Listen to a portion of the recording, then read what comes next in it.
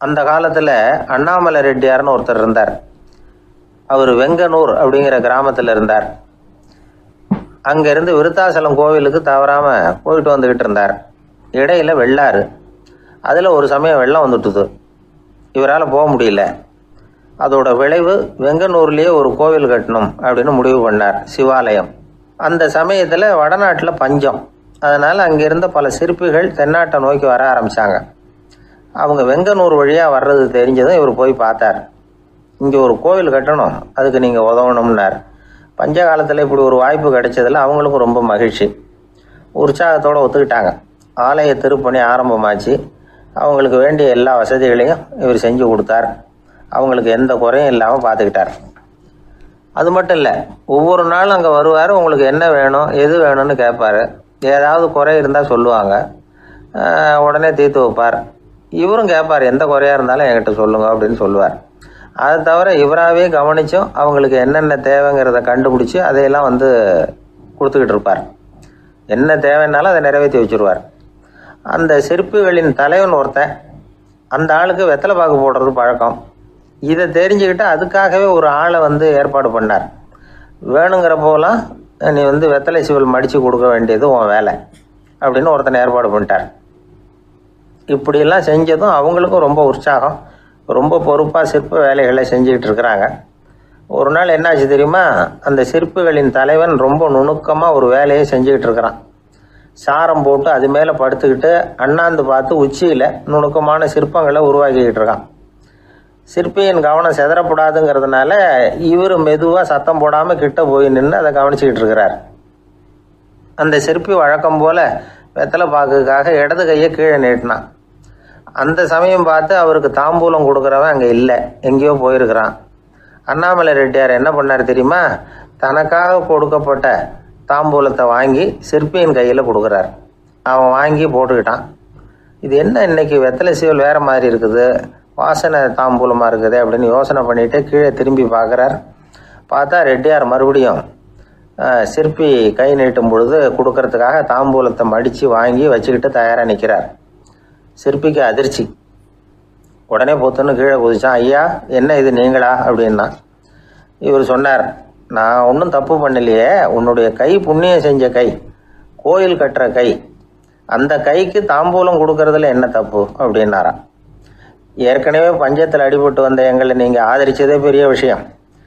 இந்த செயல் என்னை ஒரு பெரிய கடனாளி ஆகிவிட்டுது.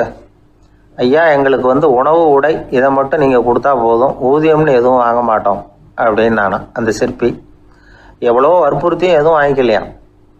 இந்த செய்தியை தமிழ் தாத்தா டாக்டர் ஊவேசா சொல்லியிருக்கிறார். அந்த காலத்தில் எப்படிப்பட்டவங்கள்லாம் வாழ்ந்துருக்கிறாங்க பாருங்கள். இந்த காலத்தில் ஒருத்தர் கோவில் கட்டினார், வேலை செய்கிற எல்லாருக்கும் சாப்பாடு போடுவார். சிற்ப வேலை செஞ்சுட்டு சாப்பிட வர்ற ஒவ்வொருத்தர் கையையும் அன்பாக பிடிச்சி முத்தம் கொடுத்து உள்ளே அனுப்புவார். அந்த கைகளுக்கு நீங்கள் கொடுக்குற மரியாதை அது அப்படின்னு கேட்டாங்க. அது இல்லைங்க, ஏற்கனவே முதல் பந்தியில் சாப்பிட வந்தவன் மறுபடியும் வர்றானான்னு கண்டுபிடிக்கிறதுக்காக கையை பிடிச்சி மோந்து பார்க்குறேன் அப்படின்னாராம் அவர்.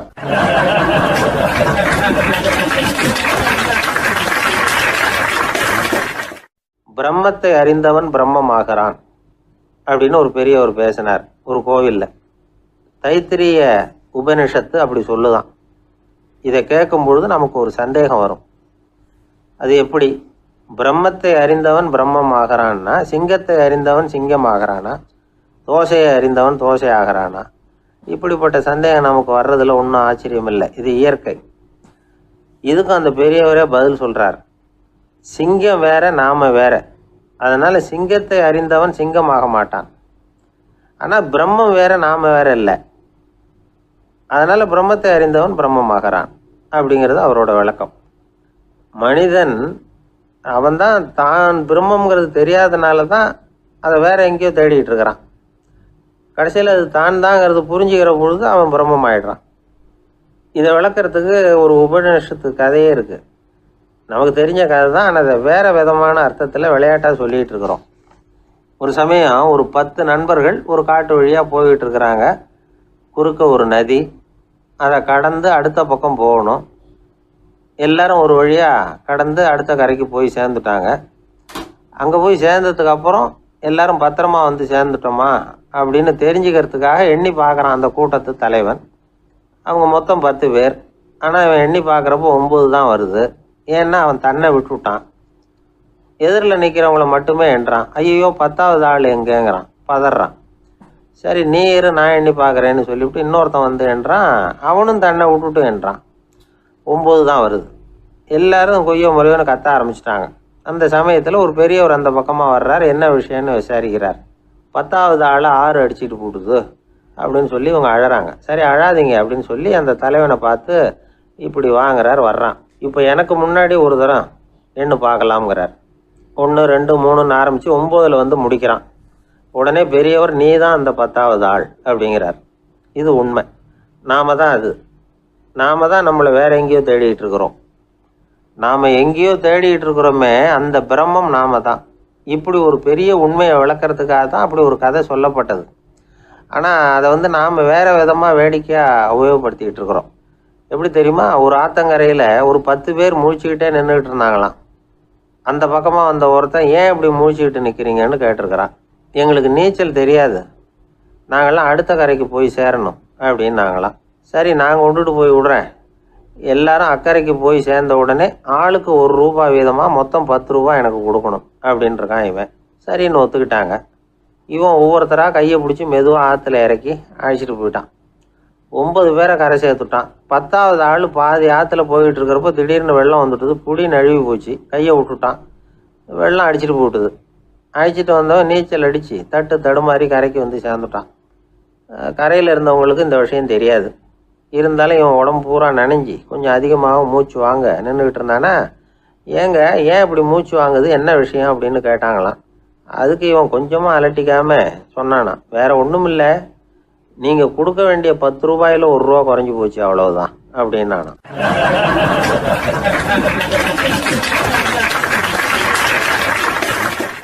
ஒரு ஆள் ராமகிருஷ்ணரை தேடி வந்தான். அவன் கையில் 1000 பொற்காசுகள் வச்சுருந்தான். அதை அவர்கிட்ட கொடுத்து இதை ஏற்றுக்கணும் அப்படின்னு ரொம்ப பணிவாக கேட்டுக்கிட்டான். அவர் பார்த்தார், இது எனக்கு தேவையில்லை, ஆனாலும் உன்னுடைய மனசை புண்படுத்துறதுக்கு நான் விரும்பலை, அதனால் நீ கொடுக்குறத வாங்கிக்கிறேன்னார். வாங்கிக்கிட்டார். அப்புறம் கேட்டார், இதை பாரு, இனிமேல் இதெல்லாம் என்னுடைய இது தானே அப்படின்னார். ஆமாம், அதையெல்லாம் நான் உங்களுக்கே கொடுத்துட்டேன்னா அவன். சரி இப்போ நீ எனக்காக ஒரு காரியம் பண்ணணும்னார். என்ன செய்யணும்னு சொல்லுங்கன்னா, இந்த நாணயங்களையெல்லாம் எடுத்துக்கிட்டு போய் கங்கை நதியில் எரிஞ்சுட்டு வா அப்படின்னார். இவனுக்கு அதிர்ச்சியாக போச்சு. என்ன பண்ணுறது, இனிமேல் அது முடியாதுன்னு சொல்ல முடியாது. ஏன்னா அந்த நாணயங்களையெல்லாம் அவருக்கே கொடுத்துட்டான்.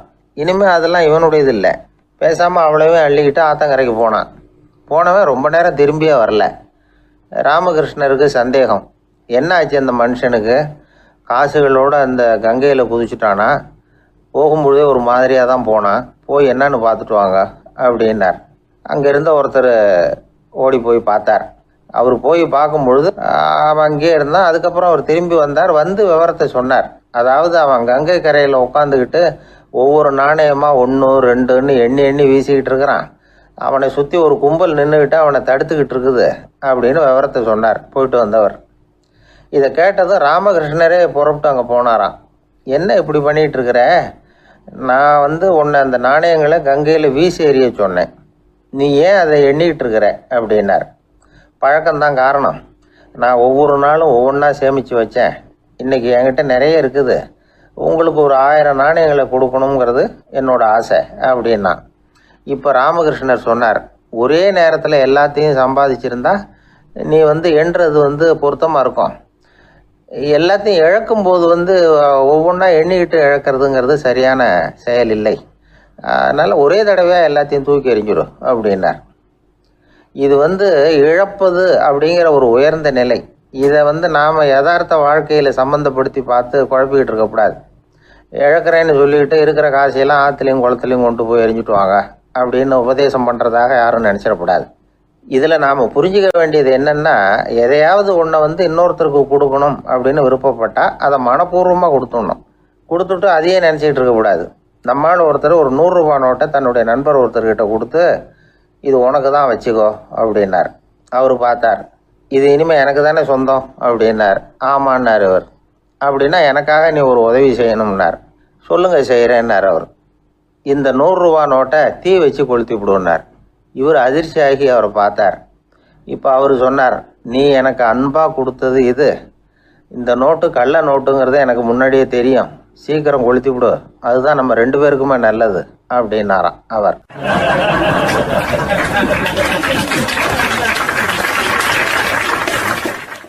ஏங்க எங்கே போயிட்டு வரீங்க அப்படின்னு கேட்டேன். எனக்கு வேண்டப்பட்ட ஒருத்தரை பார்த்து. ஆஸ்பத்திரிக்குன்னார். எந்த ஆஸ்பத்திரிக்குன்னே? மாட்டு ஆஸ்பத்திரிக்குன்னார். என்ன விஷயம்னே? மாமனாருக்கு உடம்பு சரியில்லை, அதுதான் மாட்டு ஆஸ்பத்திரிக்கு போயிட்டு வரேன்னார். அட பாவி, அதுக்கு அந்த ஆஸ்பத்திரிக்கா போவாங்க அப்படின்னு ஆச்சரியமா. அட அது இல்லைப்பா, முதல்ல எங்கள் குடும்ப டாக்டர் தான் தேடிக்கிட்டு போனேன். அவர் அந்த நேரத்தில் அவர் வளர்க்குற நாய்க்குட்டிக்கு உடம்பு சரியில்லைன்னு சொல்லி அதை தூக்கிக்கிட்டு மாட்டு ஆஸ்பத்திரிக்கு போயிட்டாராம் சொன்னாங்க. அதனால் அங்கே போய் அவரை சந்தித்து விஷயத்தை சொல்லிவிட்டு வர்றேன்னார். அப்புறம் தான் எனக்கு கொஞ்சம் நிம்மதியாக இருந்தது. பொதுவாக நமக்கு தெரிஞ்ச வரையில் டாக்டர்கள் 2 வகை. நமக்கு வைத்தியம் பண்ணுற டாக்டர்கள் ஒரு வகை, நம்மக்கிட்ட இருக்கிற ஆடு மாடு கோழிக்கு வைத்தியம் பண்ணுற டாக்டர்கள் ஒரு வகை. இப்போ தான் எனக்கு தெரியும் இன்னொரு வகையான டாக்டர்களும் உண்டுங்கிறது. அது யாருன்னா பூச்சிகளுக்கு வைத்தியம் பண்ணுற டாக்டர்கள், அதாவது பூச்சி டாக்டர்கள். வெளிநாடுகளில் அப்படிலாம் கூட சில பேர் இருக்கிறாங்க. பிரிட்டனில் யார்க்ஷயர் வட்டாரத்தில் ராதர்ஹாம் அப்படின்னு ஒரு ஊர். அங்கே ஒரு விலங்கியல் மருத்துவர் பேர் டாக்டர் லான்ஸ் ஜெப்சன். அவர் ஆஸ்பத்திரி வாசலில் பார்த்தீங்கன்னா தினமும் நிறைய பேர் நின்றுக்கிட்டு இருப்பாங்க. கையில் கண்ணாடி குடுவை, தகர டப்பா இப்படி ஏதாவது இருக்கும். அதுக்குள்ளே ஏதாவது பூச்சிகள் இருக்கும். அதுக்கு வைத்தியம் பண்ணுறதுக்காக வந்தவங்க தான் அவங்க எல்லாம். சிலந்தி பூச்சி, பல்லி, தேளு, பாம்பு இப்படி ஏதாவது இருக்கும். பொழுதுபோக்காக சில பேர் நாய், பூனை, கிளி, மைனா, புறா இப்படி ஏதாவது வளர்க்குறாங்கல்ல, அது மாதிரி இப்போல்லாம் தேளு, பல்லி, பாம்பு, பூச்சி இதையெல்லாம் வளர்க்க ஆரம்பிச்சிட்டாங்களாம். இது ஒரு புது ஃபேஷன். இப்போ கூண்டுக்குள்ளே டப்பாக்குள்ளே போட்டு வளர்க்குறது, அதுக்கு ஏதாவது நோய் வந்துட்டுதுன்னா வைத்தியம் பண்ணுறதுக்கு டாக்டர்கிட்ட வந்துட வேண்டியது, இப்படி இந்த பழக்கம்லாம் நிறையா வந்துட்டுது. ரத்தம் உறிஞ்சிற அட்டைகள் கூட இவங்ககிட்ட வைத்தியத்துக்கு வருதான். சிலந்திகளில் செங்கால் சிலந்தின்னு ஒரு வகை. மத்திய அமெரிக்க காடுகளில் இது அதிகம். சிலந்திகள்லேயே ரொம்ப விலை உசந்தது இந்த ரகம்தான். கால்களில் சிவப்பு கோடுகள் இருக்கும். இந்த இனம் இப்போ குறைஞ்சிக்கிட்டே வர்றதுனால சர்வதேச விதிகளின்படி இவற்றின் ஏற்றுமதி இறக்குமதிக்கு தடை விதிக்கப்பட்டிருக்குது. அதனால் இதை வளர்க்குறவங்க வீட்டுக்குள்ளேயே இனவிருத்தி மூலமாக பெருக்கி விற்பனை பண்ணிட்டு வராங்களாம். அந்த வகை சிலந்திகள் தான் இப்போ வைத்தியத்துக்கு அதிகமாக வருதான். சரி, இதுக்கெல்லாம் எப்படி வைத்தியம் பண்ணுறாங்க? முதல்ல அதை குளிர்பதன பெட்டியின் வழுவழுப்பான சுவரில் விட்ட உடனே அதெல்லாம் மெதுவாக இறங்கி வரும். அப்போ அதன் நோயை கண்டுபிடிக்கிறது சுலபம். அப்புறம் அதுக்கு கிருமிகளை கொல்லக்கூடிய மருந்துகளையோ வலி நிவாரண மருந்துகளையோ கொடுப்பாங்க. கால் உடைஞ்ச சிலந்திகளுக்கு பசையை கொண்டு ஆப்ரேஷன் பண்ணுவாங்க. சில சிலந்திகளுக்கு உடைஞ்ச காலை எடுத்துட்டா புதிய கால் வளர்ந்துடும். சிலந்திகளை மனிதர்கள் கையில் எடுக்கிறப்போ அது பயந்து போய் கீழே குதிக்குது, அதனால் கால் உடஞ்சி விடுது, இல்லைன்னா வயிறு சேதமடையுது. அந்த நிலைமையில் வர்ற சிலந்திகளுக்கு மயக்க மருந்து கொடுத்து ஆப்ரேஷன்லாம் கூட பண்ணுறாங்களாம். பார்த்தீங்களா பூச்சிகளுக்கு வந்த வாழ்வே. நம்ம ஊர்லேயும் வீடுகளில் பூச்சிகள் வளர்க்குறது உண்டு. ஒருத்தர் வந்தார், எனக்கு 3000 கரப்பாம்பூச்சி அவசரமாக தேவைப்படுது, எங்கே கிடைக்கும்னு கேட்டார். கரப்பாம்பூச்சியா? அது என்னத்துக்குன்னு கேட்டோம். அது வேற ஒன்றும் இல்லை, நான் குடியிருக்கிற வாடகை வீட்டை காலி பண்ண போகிறேன். வீட்டு சொந்தக்காரர் என்ன சொல்கிறாருன்னா, இந்த வீட்டுக்கு நான் குடி வந்தப்போ எப்படி இருந்ததோ அதே நிலைமையில் விட்டுட்டு போகணும்னு வீட்டுக்காரர் சொல்லியிருக்கிறார், அதனால தான் கேட்டேன் அப்படின்னார்.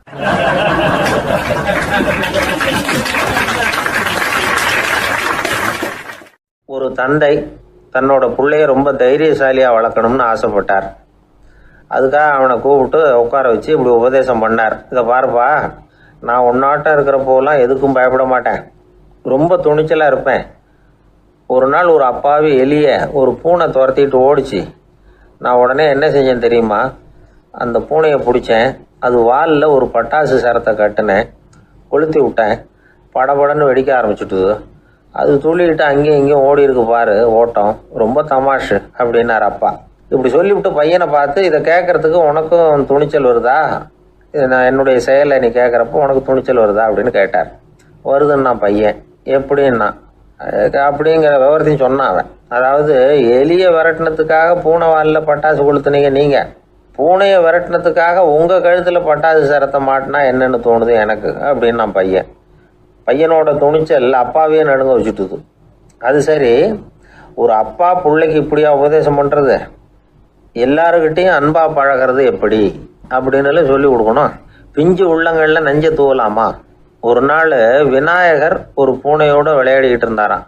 அப்படி ஆசையாக விளையாடிக்கிட்டு இருந்தப்போ அவரோட கை நகம் தவறுதெல்லாம் பூனையோட முகத்தில் பட்டுட்டு தான். அது ஒரு சின்ன கீறலை உண்டாகி விட்டுது.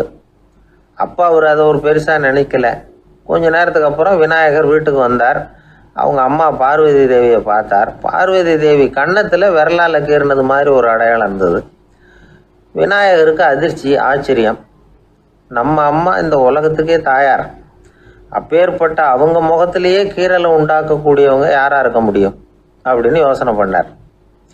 தாயே, உன்னுடைய கன்னத்தில் இந்த வடு எப்படிம்மா ஏற்பட்டதுன்னு கேட்டார். குழந்தாய், இது நீ செஞ்ச காரியம்தான்ப்பா. உன்னுடைய கை நகம் கீறினதுனால ஏற்பட்ட வடு தான் இது அப்படின்னாங்க அவங்க. விநாயகர் திடுக்கிட்டு போட்டார். எப்படிம்மா அது? நான் எந்த காலத்துலேயும் ஒன்று அப்படி கீறினதாக எனக்கு நினைவு இல்லையே அப்படின்னார்.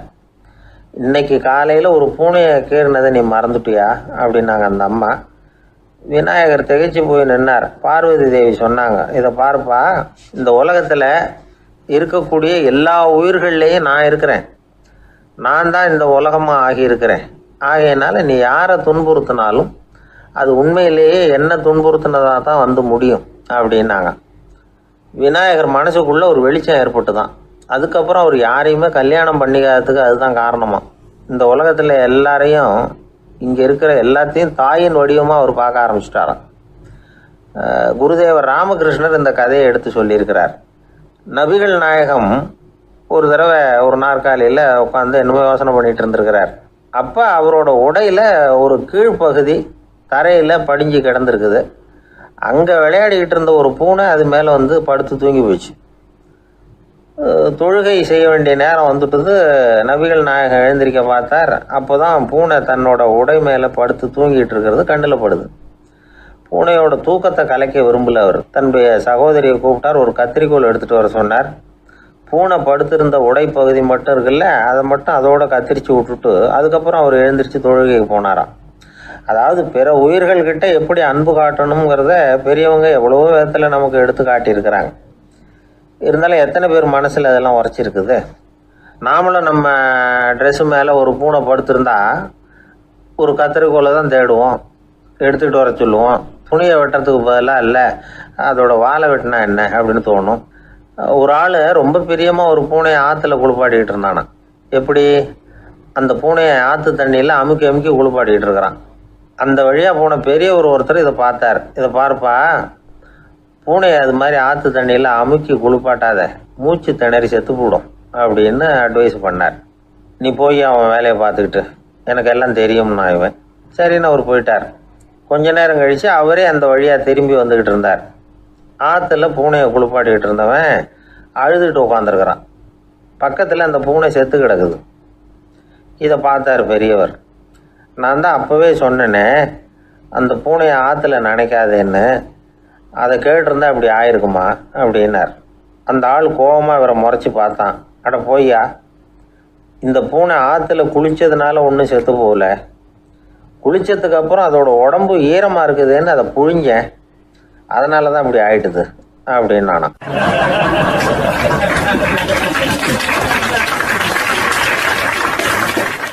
உலகத்தில் எது எதுக்கோ ஆராய்ச்சி கூடங்கள் இருக்குதுல்ல, அது மாதிரி தூக்கத்தை பற்றி ஆராய்ச்சி பண்ணுறதுக்கு ஒரு ஆராய்ச்சி கூடம் இருக்குது.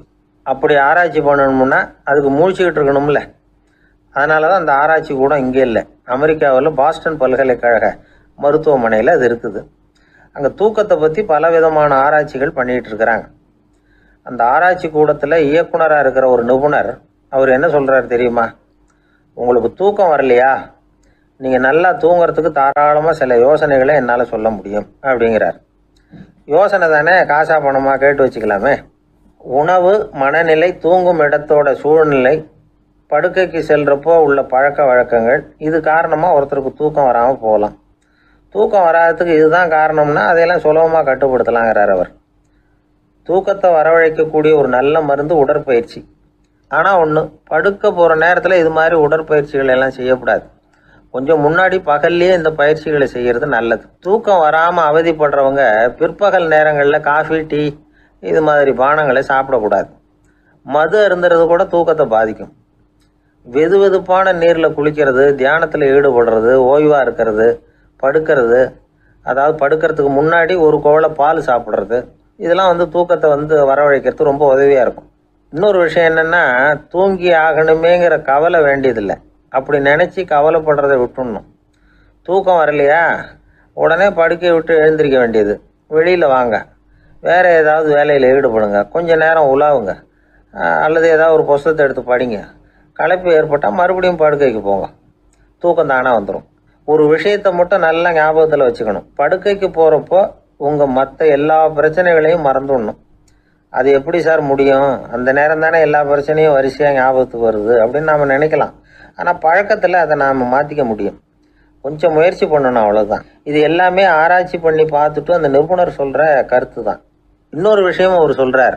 அது என்னென்னா, உடல் கோளாறு காரணமாக தூக்கம் வராமல் அவதிப்படுறவங்களுக்கெல்லாம் இந்த யோசனைகள் சரியாக வராது அப்படிங்கிறார். அதுக்கெல்லாம் மருத்துவ சிகிச்சை கொடுத்து தான் சரி பண்ணணும். சில பேருக்கு நடு ராத்திரியில் மூச்சு திணறல் ஏற்பட்டு தூக்கம் வராமல் போயிடும். ஊரெல்லாம் தூங்குறப்ப தான் மட்டும் தூங்காமல் மூழ்கிட்டு இருக்கிறது, ஊரெல்லாம் மூழ்கிட்டு இருக்கிறப்போ தான் மட்டும் தூங்குறது, இது மாதிரி கோளாறுகளால் சில பேர் பாதிக்கப்படலாம். காலு தசை முறுக்கிக்கிறதுனால சில பேருக்கு அடிக்கடி விழிப்பு வரலாம். மன அழற்சி காரணமாக சில பேருக்கு தூக்கம் வராது. இது மாதிரி கோளாறுகளுக்கெல்லாம் அதுக்கு தகுந்த மாதிரி சிகிச்சை கொடுத்து தான் சரி பண்ண வேண்டியிருக்கும். எந்த கோளாறும் இல்லாமல் தூக்கம் வரலைன்னா ஆரம்பத்தில் சொன்ன முறைகளை கடைபிடிச்சு பார்க்கலாம். தூக்கம் வந்ததுன்னா யோசனை சொன்ன அந்த நிபுணருக்கு நன்றி சொல்லலாம். ஒருத்தர், ஏன் சார் பஸ்ஸில் தூங்குறது கெட்ட பழக்கமானு கேட்டார். இல்லையே, நான் கூட பஸ்ஸில் போகிறப்ப தூங்கிட்டு தானே போவேன் அப்படின்னார் இன்னொருத்தர். அப்புறம் ஏன் என்ன டிரைவர் வேலை வேணாம்னு வீட்டுக்கு அனுப்பி வச்சுட்டாங்க அப்படின்னாராம் அவர்.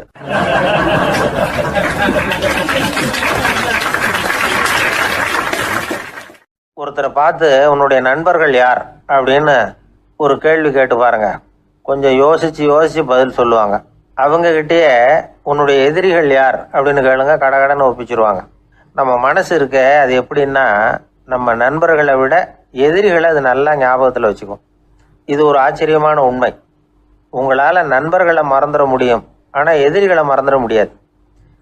இது ஒரு வேடிக்கையான நிலைமை தான். அழகான தருணங்களை நாம் ஏன் மறந்துடுறோம்? இது இயற்கை. ஏன்னா நம்ம மனசு மலர்களை கவனிக்கிறதில்ல, அதில் இருக்கிற முள்ளை தான் கவனிக்குது. தன்னை காயப்படுத்துகிற எதையும் அது உடனே கண்டுகொள்ளுது. ஒரு தெளிந்த சிந்தனை உடைய மனசு மிக அழகாக உள்ள எல்லாத்தையும் கவனிக்கும். அது நன்றியுடன் உணரக்கூடிய எல்லாத்தையும் பார்த்து குறிச்சிக்கும். இப்படிப்பட்டவங்க வாழ்க்கை இயல்பாகவே நல்லா அமையும். அது ரொம்ப அபூர்வம். மனசில் உள்ள ஒரு சிறிய அமைப்பை மாற்றுவதை பொறுத்து தான் இந்த விஷயம் அப்படிங்கிறார் ஓஷோ.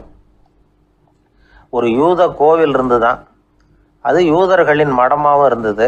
அங்கே ஒரு தலைமை குரு, அவர் ரொம்ப கண்டிப்பானவர். அந்த கோவிலை ஒட்டி ஒரு தோட்டம். ஒரு நாள் காலையில் அந்த தோட்டத்தில் 2 இளம் யூதர்கள் நடந்து போய்கிட்டு இருக்கிறாங்க. காலையில் 1 மணி நேரம், மாலையில் 1 மணி நேரம் அவங்க அந்த தோட்டத்தில் நடக்கிறதுக்கு அனுமதி உண்டு. மற்ற நேரங்களில் அவங்க மத புத்தகங்களை படிக்கணும், பிற விதிமுறைகளை கடைபிடிக்கணும். அந்த 2 பேருமே தொடர்ந்து புகைப்பிடிக்கிற பழக்கம் உள்ளவங்க. ஆனால் கோவில் மடத்தில் இருக்கிறப்போ அவங்க புகைப்பிடிக்க முடியாது, அது கடுமையான குற்றம். சரி, நாம் தோட்டத்தில் இருக்கிறப்போவாவது புகைப்பிடிக்கலாமா அப்படின்னு ஒரு ஆசை அவங்க 2 பேருக்குமே. இருந்தாலும் பயம். இப்படி கேட்டால் மதகுரு என்ன சொல்லுவாரோ அல்லது என்ன செய்வாரோங்கிற பயம். இப்படியே கொஞ்ச நாள் ஆச்சு. ஒரு நாள் அந்த 2 பேரில் ஒருத்தன் ரொம்ப கலங்கி போய் அந்த கோவிலிருந்து வெளியில் வந்துக்கிட்டு இருந்தான். வந்தவன் நேராக தோட்டத்து பக்கம் போனான். அங்கே இன்னொருத்தன் ஆனந்தமாக புகை பிடிச்சிக்கிட்டு இருக்கிறான். அதை பார்த்து தான் இவனுக்கு அதிர்ச்சி. அட கடவுளே, என்ன இது, நீ கேட்காமலே ஆரம்பிச்சிட்டியா அப்படின்னா. இல்லை நான் கேட்டுவிட்டு தான் ஆரம்பிச்சிருக்கேன்னா அவன். அப்படியா, என்ன மனுஷன் இவர், நானும் தான் கேட்டேன், என்னை கண்ணாபுண்ணான்னு திட்டி விட்டார். இது என்ன கோவிலா இல்லை நரகமா? உனக்கு புகை பிடிக்கணும்னு ஆசையாக இருந்தால் நரகத்துக்கு போகணும்னு சொல்லிவிட்டார். அது சரி, உன்னை மட்டும் எப்படி அனுமதிச்சார் அப்படின்னு கேட்டான் இவன். அவன் சிரிச்சுக்கிட்டே, நீ எப்படி கேட்ட சொல்லு அப்படின்னா. நாம் இந்த தோட்டத்துக்கு வர அனுமதிக்கப்பட்டிருக்கிறதே ஜபத்துக்காகத்தானே, அதனால் நான் ஜபம் சொல்லும் பொழுது புகை பிடிக்கலாமா அப்படின்னு கேட்டேன். அதுக்கு தான் அவர் சத்தம் போட்டு என்னை அடிக்கவே வந்துட்டார் அப்படின்னா இவன். நீ ஒரு மாதிரியாக கேட்டிருக்க, நான் வேற மாதிரியாக கேட்டிருக்கிறேன். ஜெபம் சொல்லும்போது புகை பிடிக்கலாமான்னு நீ கேட்டிருக்க. ஐயா, புகை பிடிக்கும் பொழுது ஜெபிக்கலாமா அப்படின்னு நான் கேட்டேன். அதில் தப்பு ஒன்றும் இல்லை அப்படின்னு பதில் சொல்லிட்டார் அப்படின்னா. ஒரு சிறிய மாற்றம்தான் அது மிகப்பெரிய மாறுதலை ஏற்படுத்தி விட்டது. மனசு நல்ல விதமாக சிந்திக்க ஆரம்பிச்சுட்டுதுன்னா மகிழ்ச்சிக்கு பஞ்சம் இல்லை. ஒரு கஞ்சன் ஆற்றுல விழுந்துட்டான், வெள்ளத்தில் தத்தடிச்சுக்கிட்டு இருக்கிறான். கரையில் நின்ன ஒருத்தர் உன் கையை கொண்டா இப்படி பிடிச்சி இழுத்து கரையில் சேர்த்து விடுறேன்னார். எதையும் கொடுத்து பழக்கம் இல்லாத அவன் கையையும் கொடுக்க மாட்டேன்னுட்டான். இவர் பார்த்தார், உன் கையை கொடுன்னு சொல்கிறதுக்கு பதிலாக நான் என் கையை கொடுக்குறேன் பிடிச்சிக்கோ அப்படின்னார். அவன் கப்புன்னு பிடிச்சிக்கிட்டான், இழுத்து கரையில் போட்டார்.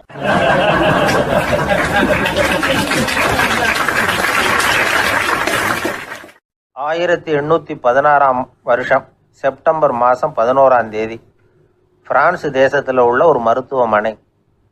அங்கே ஒரு இளம் டாக்டர் கொஞ்ச நாளைக்கு முன்னாடி தான் அந்த ஆஸ்பத்திரியில் புதுசாக வேலைக்கு சேர்ந்துருக்கிறார். அவர் பேர் ரெனே லெனக். அவர் அன்னைக்கு காலையில் அந்த மருத்துவமனையில் அப்படியே ரவுண்ட்ஸ் வந்துக்கிட்டு இருக்கிறார். வார்டில் ஒரு படுக்கையில் ஒரு இளம் பெண் படுத்திருக்கிறார்.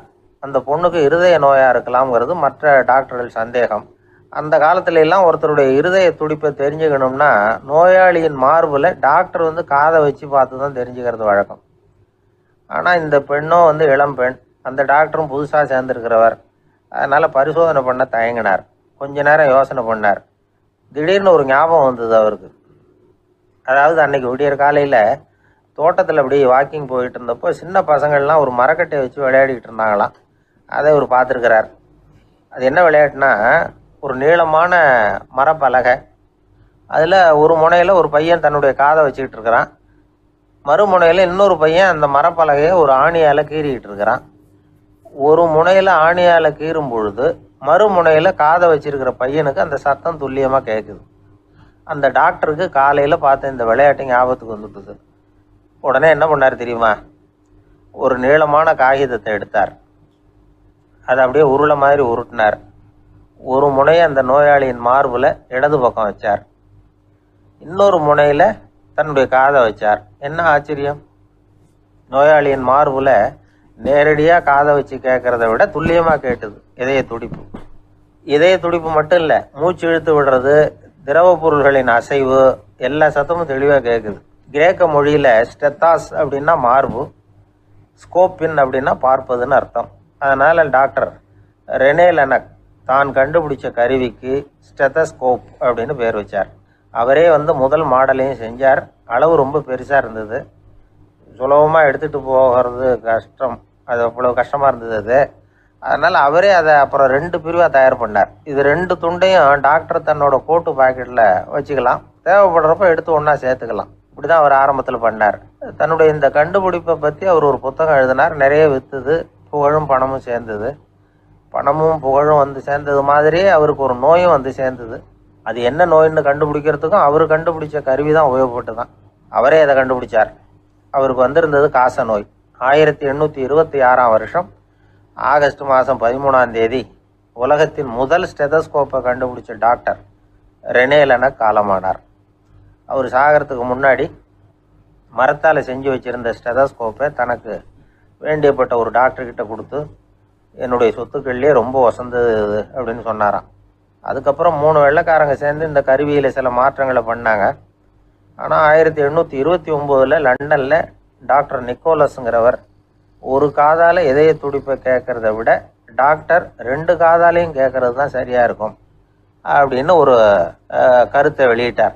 அதுக்கப்புறம் ரொம்ப காலம் கழித்து 1852 ஜார்ஜ் காமான் அப்படிங்கிறவர் ரப்பர் டியூபுகளை உபயோகப்படுத்தி 2 காதாலையும் கேட்குற மாதிரி ஒரு புதிய வடிவத்தை அதுக்கு கொடுத்தார். அதுக்கு பிறகு அது படிப்படியாக எவ்வளவோ மாற்றங்கள் இருந்தாலும் ஆரம்பத்தில் டாக்டர் ரெனே லெனக் உருவாக்கின அடிப்படை மாடலை யாரும் மாற்றி அமைக்கலைங்கிறது தான் முக்கியமான விஷயம். நமக்கு தெரிஞ்ச ஒரு ஆஸ்பத்திரி, அதில் ஒரு நோயாளி, காலை நேரத்தில் நர்ஸு அந்த பக்கமாக போயிட்டு இருந்தாங்க. அதை பார்த்துட்டு ஒரு நர்ஸுன்னு கத்துறார். நர்ஸு அவசரமாக ஓடி என்ன விஷயம்னு கேட்டாங்க. சிஸ்டர், இங்கே பாருங்கள், உங்கள் டாக்டரை என் நெஞ்சில் அவர் காதை வச்சு கேட்டுக்கிட்டு இருக்கிறார் அப்படின்னார் நோயாளி.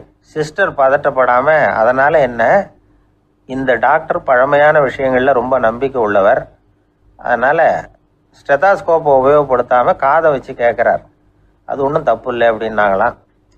ஐயோ, அதுக்காக இல்லை சிஸ்டர், இவர் என் நெஞ்சு மேலே தலையை வச்சது நேற்று ராத்திரி 9 மணி, இப்போ விடிஞ்சு போச்சு, இன்னமும் தலையை எடுக்கவே இல்லை, அதுக்காக தான் சந்தேகப்பட்டு உங்களை கூப்பிடுறேன் அப்படின்னாராம்.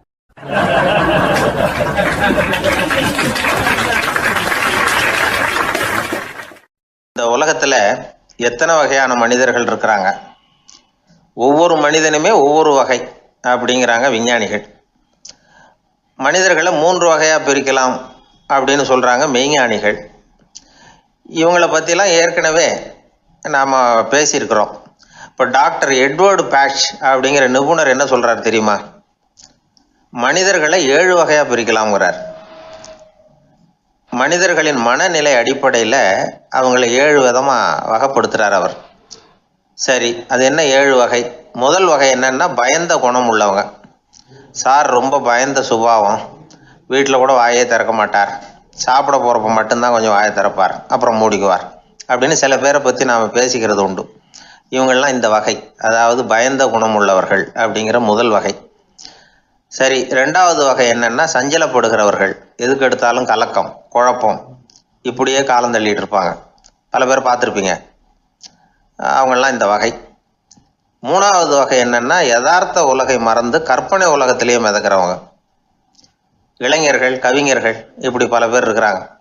எப்போ பார்த்தாலும் கற்பனை உலகத்திலேயே மிதந்துக்கிட்டு இருப்பாங்க. கிட்டத்தில் போய் என்னங்க ஒரு மாதிரியாக இருக்கிறீங்க அப்படின்னு கேட்டு பாருங்கள், அவங்களெல்லாம் ஏதோ ஒரு அற்ப புழுவை பார்க்குறது மாதிரி அவங்கள பார்ப்பாங்க. அதுவும் அந்த வானத்து நிலாவை பாருங்கள், அது என்னை வா வான்னு கூப்பிடுது, எனக்கு சீக்கிரத்தில் ஒரு நாள் சிறகுகள் முளைக்கும், சிறகடித்து வானத்தில் பறந்து போவேன், அந்த செல்ல நிலாவை கொஞ்சிவிட்டு வருவேன், இப்படிலாம் பேசிக்கிட்டு இருப்பாங்க. கொஞ்சிறது அப்புறம் இருக்கட்டும், இப்போ கஞ்சிக்கு வழியே பாருப்பா அப்படின்னா அதை காதில் வாங்க மாட்டாங்க. நாம் ஏதோ இந்த உலகத்தை அனுபவிக்க தெரியாதவர்கள் மாதிரி நம்மளை அவங்க கவனிப்பாங்க. இப்படி ஒரு ரகம். 4வது வகை மனிதர்கள் எப்படின்னா, இவங்க தனிமை உணர்வு மிக்கவர்கள். இவங்க மற்றவங்களோட இயல்பாக நெருங்கி பழகிறதில்ல, தான் உண்டு தன்னுடைய வேலை உண்டுன்னு இருந்துட்டு போகிறவங்க. அடுத்த வீட்டில் இருக்கிறவர் யார் அப்படின்னு கேட்டால் கூட அடுத்த வீடுன்னு ஒன்று இருக்கா அப்படிங்கிறது மாதிரி நம்ம முகத்தை பார்ப்பாங்க. அவங்ககிட்ட மேற்கொண்டு நாம் என்னத்தை பேச முடியும்? இப்படி ஒரு வகை. 5வது வகை மனிதர்கள் எப்படின்னா, இவங்க மற்றவங்க செல்வாக்குக்கு உட்பட மறுப்பவர்கள். அடுத்தவங்களோட செல்வாக்குக்கு இவங்க ஆட்படுறதில்ல. நான் யார் தெரியுமான்னு கேட்டால் அதை தெரிஞ்சுட்டு எனக்கு என்ன ஆக போகுதும்பாங்க. இவங்கெல்லாம் அந்த ரகம். 6வது வகை மனிதர்கள் எப்பவும் எதுலேயும் பற்று இல்லாமல் இருக்கிறவங்க. இது ஒரு துறவு மனப்பான்மை. இயல்பாகவே சில பேர் இப்படி உண்டு, அவங்களுக்கு எதுலேயும் ஒரு ஈடுபாடு இருக்காது. அப்படிப்பட்டவங்கெல்லாம் 6வது வகை. 7வது வகை மனிதர்கள் மற்றவங்க கவலையை தன்னுடையதாக ஆக்கிக்கிட்டு கவலைப்படுறவங்க. இவங்கெல்லாம் மகாத்மாக்கள். தாம் வேறு அடுத்தவங்க வேறு அப்படிங்கிற எண்ணம் இவங்களுக்கு வர்றதில்லை. அதனால் அடுத்தவங்களுக்கு ஒரு துன்பம் வந்ததுன்னா இவங்களால சும்மா இருக்க முடியறதில்லை. ஆகக்கூடி இப்படி 7 விதமான மனிதர்களை அடையாளம் காட்டுறார் அந்த நிபுணர். இதில் நாம் எந்த வகையில் வர்றோம் அப்படிங்கிறத நாம் தான் அடையாளம் கண்டுபிடிக்கணும். எனக்கு தெரிஞ்ச ஒரு மனிதர் உண்டு. அவர் ஒரு வித்தியாசமான வகை. எதையும் நடைமுறை சாத்தியமாக சிந்திக்கிறவர். எப்பவும் அடுத்தவங்களும் நல்லா இருக்கணும், நாமும் நல்லா இருக்கணும் அப்படின்னு ஆசைப்படுறவர். அவருக்கு ஒரு சமயம் திடீர்னு உடம்பு சுகம் இல்லாமல் போயிட்டுது. டாக்டர்கிட்ட போனார், பணம் கொடுத்தார், வைத்தியம் பார்த்துக்கிட்டார்.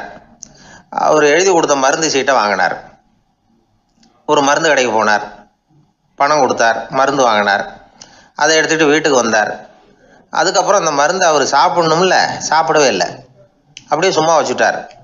அவரை பார்த்து கேட்டேன், ஏன் சார் இப்படி பண்ணுறீங்க, வீண் செலவு தானே இது, நீங்கள் ஏன் டாக்டர்கிட்ட போய் பணம் செலவு பண்ணினீங்கன்னு கேட்டேன். அவர் சொன்னார், டாக்டர் வாழணும் இல்லையா, அதனால தான் அப்படின்னார். சரி, அப்புறம் ஏன் மருந்து வாங்கினீங்க அப்படின்னு கேட்டேன். மருந்து கடைக்காரர் வாழணும் இல்லையா, அதனால தான் அப்படின்னார். சரி, அப்புறம் ஏன் வாங்கின மருந்து சாப்பிடாம வச்சுட்டீங்க அப்படின்னதுக்கு, நான் வாழணும் இல்லையா அதனால தான் அப்படின்னார். இவர் வாழ்க்கையை புரிஞ்சுக்கிட்டவர். இப்படி வாழ்க்கையை புரிந்து கொண்டு வாழ தெரிஞ்சுக்கணும். எந்த வகை மனிதர் நாம் அப்படிங்கிறத புரிஞ்சுக்கிட்டு வாழ்ந்தோம்னா வாழ்க்கையில் வெற்றி நிச்சயம்.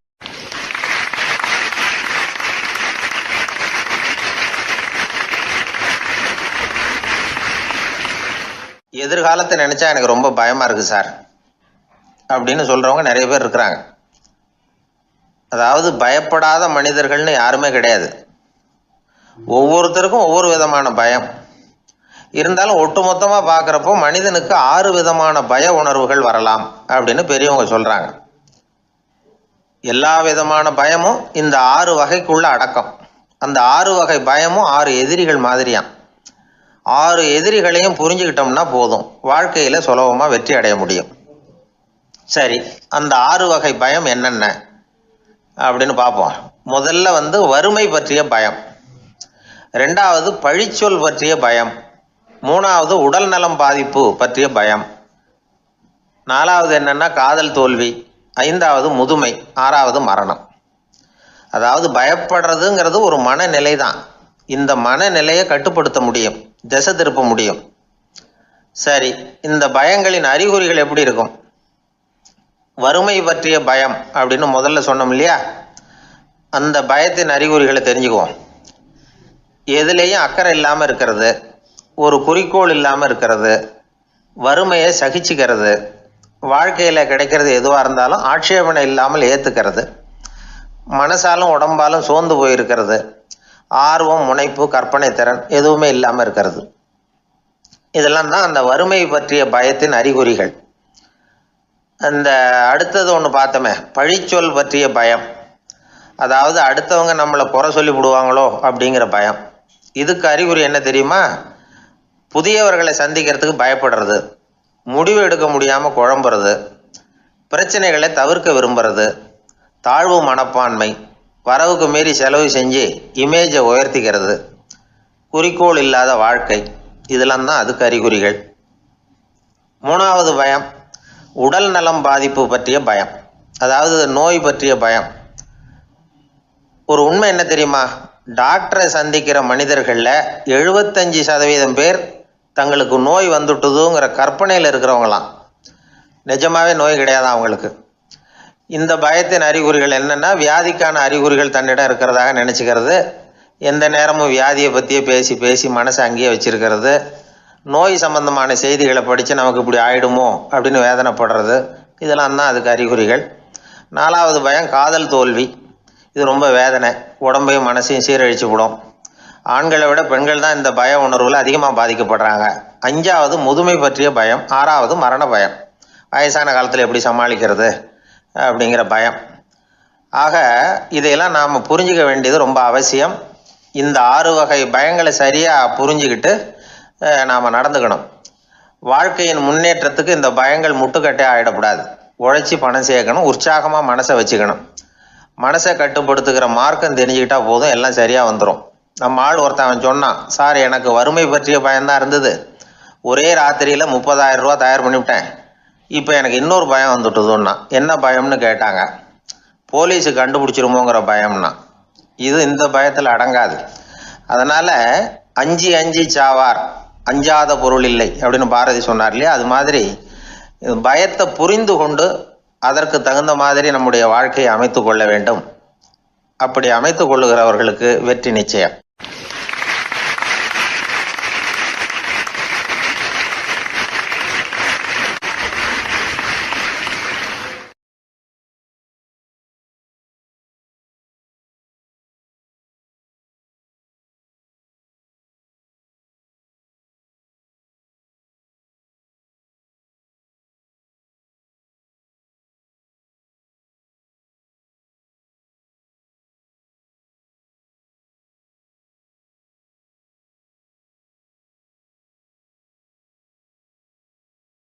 ஆர்வமா பார்த்தேன்.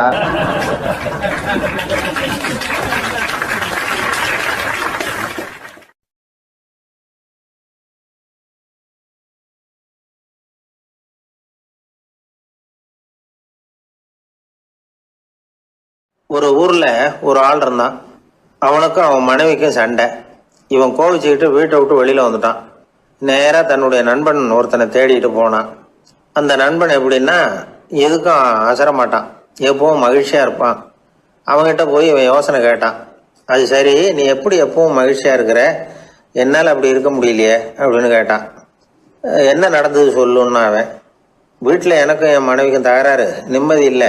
அதுதான் இங்கே வந்தேன், உங்ககிட்ட யோசனை கேட்கலாமேன்னு அப்படின்னு விவரத்தை சொன்னான். அதை கேட்டுவிட்டு அதுக்கப்புறமா இவன் சொன்னான், இந்த பாருப்பா, இது ஒன்றும் பெரிய விஷயம் இல்லை. எனக்கு 2 மனைவிகள், 2 வீடு. ஒரு வீட்டில் சண்டை வந்துட்டுதுன்னா நேராக இன்னொரு வீட்டுக்கு வந்துடுவேன். இங்கே சண்டை வந்துட்டுதுன்னா நேராக அங்கே போயிடுவேன். 2 குடும்பம் இருக்கிறதுனால இப்படி ஒரு வசதி. இதுதான் என்னுடைய மகிழ்ச்சியின் ரகசியம் அப்படின்னு நானா. ஓ அப்படியா விஷயம், இப்போ புரிஞ்சுக்கிட்டேன், உன்னுடைய யோசனைக்கு ரொம்ப நன்றி அப்படின்னு சொல்லிவிட்டு அவன் திரும்பி வந்துட்டான். அங்கே எங்கே தேடினான். ஒரு வாரத்துக்குள்ளே இன்னொரு பொண்ணை தேடி கண்டுபிடிச்சி கல்யாணம் பண்ணிட்டான். இப்போ இவனுக்கும் 2 வீடு ஆகிட்டுது. அதுக்கப்புறம் என்னாச்சு தெரியுமா, இவன் 2வதாக கல்யாணம் பண்ணிக்கிட்டு வந்தானே, இந்த செய்தி முதல் மனைவிக்கு தெரிஞ்சு போச்சு. போனான், அது கழுத்தை பிடிச்சி வெளில தள்ளி விட்டு கதவை சாத்தி விட்டுது. இனிமேல் இந்த பக்கம் வராத, எனக்கு தெரியாமல் எப்படி நீ இன்னொரு கல்யாணம் பண்ண அப்படின்னு சொல்லி அடித்து விரட்டி விட்டுது. இவன் அதனால் என்ன பரவாயில்லன்னு 2வது மனைவி வீட்டுக்கு போனான். அங்கே பார்த்து, நீ எனக்கு கல்யாணம் பண்ணுறதுக்கு முன்னாடி ஏற்கனவே உனக்கு கல்யாணம் ஆச்சுங்கிற விஷயத்த ஏன் என்கிட்ட சொல்லலை அப்படின்னு சொல்லி அதுவும் கழுத்தை பிடிச்சி வெளில தள்ளி விட்டுது. இவன் வீதிக்கு வந்துட்டான். இங்கேயும் போக முடியல, அங்கேயும் போக முடியல. என்ன இது, அவன் சொல்லி கொடுத்த யோசனை ஒன்றும் சரியாக வரலையே அப்படின்னு யோசனை பண்ணிக்கிட்டே நடந்தான். வழியில் ஒரு பாழடைஞ்ச மண்டபம். சரி, இன்னைக்கு ராத்திரி இங்கேயே படுத்துருவோம், வேற எங்கேயும் போய் படுத்து தூங்க முடியாது. அதான் 2 பேரும் விரட்டி விட்டாங்களே, என்ன பண்ணுறது அப்படின்னு சொல்லி அந்த மண்டபத்தில் போய் ஒரு தூணில் ஓரமாக சாஞ்சி உக்காந்தான். அப்போ எதுத்தாப்புல இன்னொரு தூண் ஓரமாக யாரோ அசைகிறது மாதிரி தெரிஞ்சுது, லேசான இருட்டில். யாரப்பா அது அப்படின்னு கிட்ட போய் பார்க்குறான். அப்புறம் தான் தெரியுது, அவன் யார் தெரியுமா, இவனுக்கு யோசனை சொன்னான்ல 2 கல்யாணம் பண்ணிக்கணும்னு சொல்லி, அவன் அங்கே படுத்து கிடக்குறான். டேய் நீ எப்படிறான் இங்கே வந்த அப்படின்னா, 2 வீட்லேயும் சண்டை வந்துட்டுது, அதுதான் இங்கே வந்தேன், படுத்து தூங்கலாமேன்னு அப்படின்னா. 2 வீடு இருக்கிறது சௌரியம்னு என்கிட்ட சொன்னியப்பா அப்படின்னா இவன். நான் அப்படி சொன்னதுக்கு ஒரு காரணம் உண்டுன்னா அவன். என்னடா காரணம்னு கேட்டான். அது வேற ஒன்றும் இல்லை, தினமும் ராத்திரி இல்லை இந்த மண்டபத்தில் தனியாக படுக்கிறதுக்கு எனக்கு பயமாக இருந்தது, எனக்கு ஒரு துணை தேவைப்பட்டது, அதுக்காக தான் உங்ககிட்ட அப்படி ஒரு யோசனை சொன்னேன். இப்போ நீ வந்ததுனால எனக்கு துணை கிடச்சிட்டுது.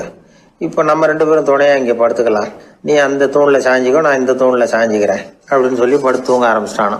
அதாவது நம்ம வாழ்க்கையில் முடிவுகள் எடுக்கிற விஷயத்தில் இந்த ஆள் மாதிரி தான் பல பேர் நடந்துக்கிறோம் அப்படிங்கிறார்.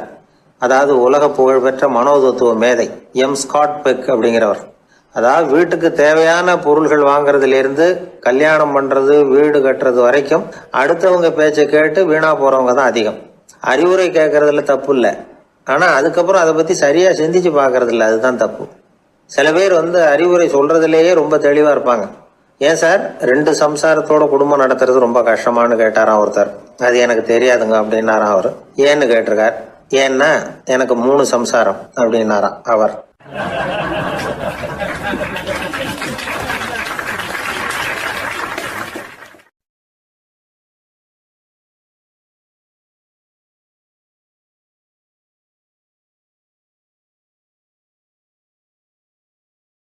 ஒரு புகழ்பெற்ற ஜப்பானிய சாமுராய் வீரன், வாள் வீசுறதுல ரொம்ப கெட்டிக்காரன்.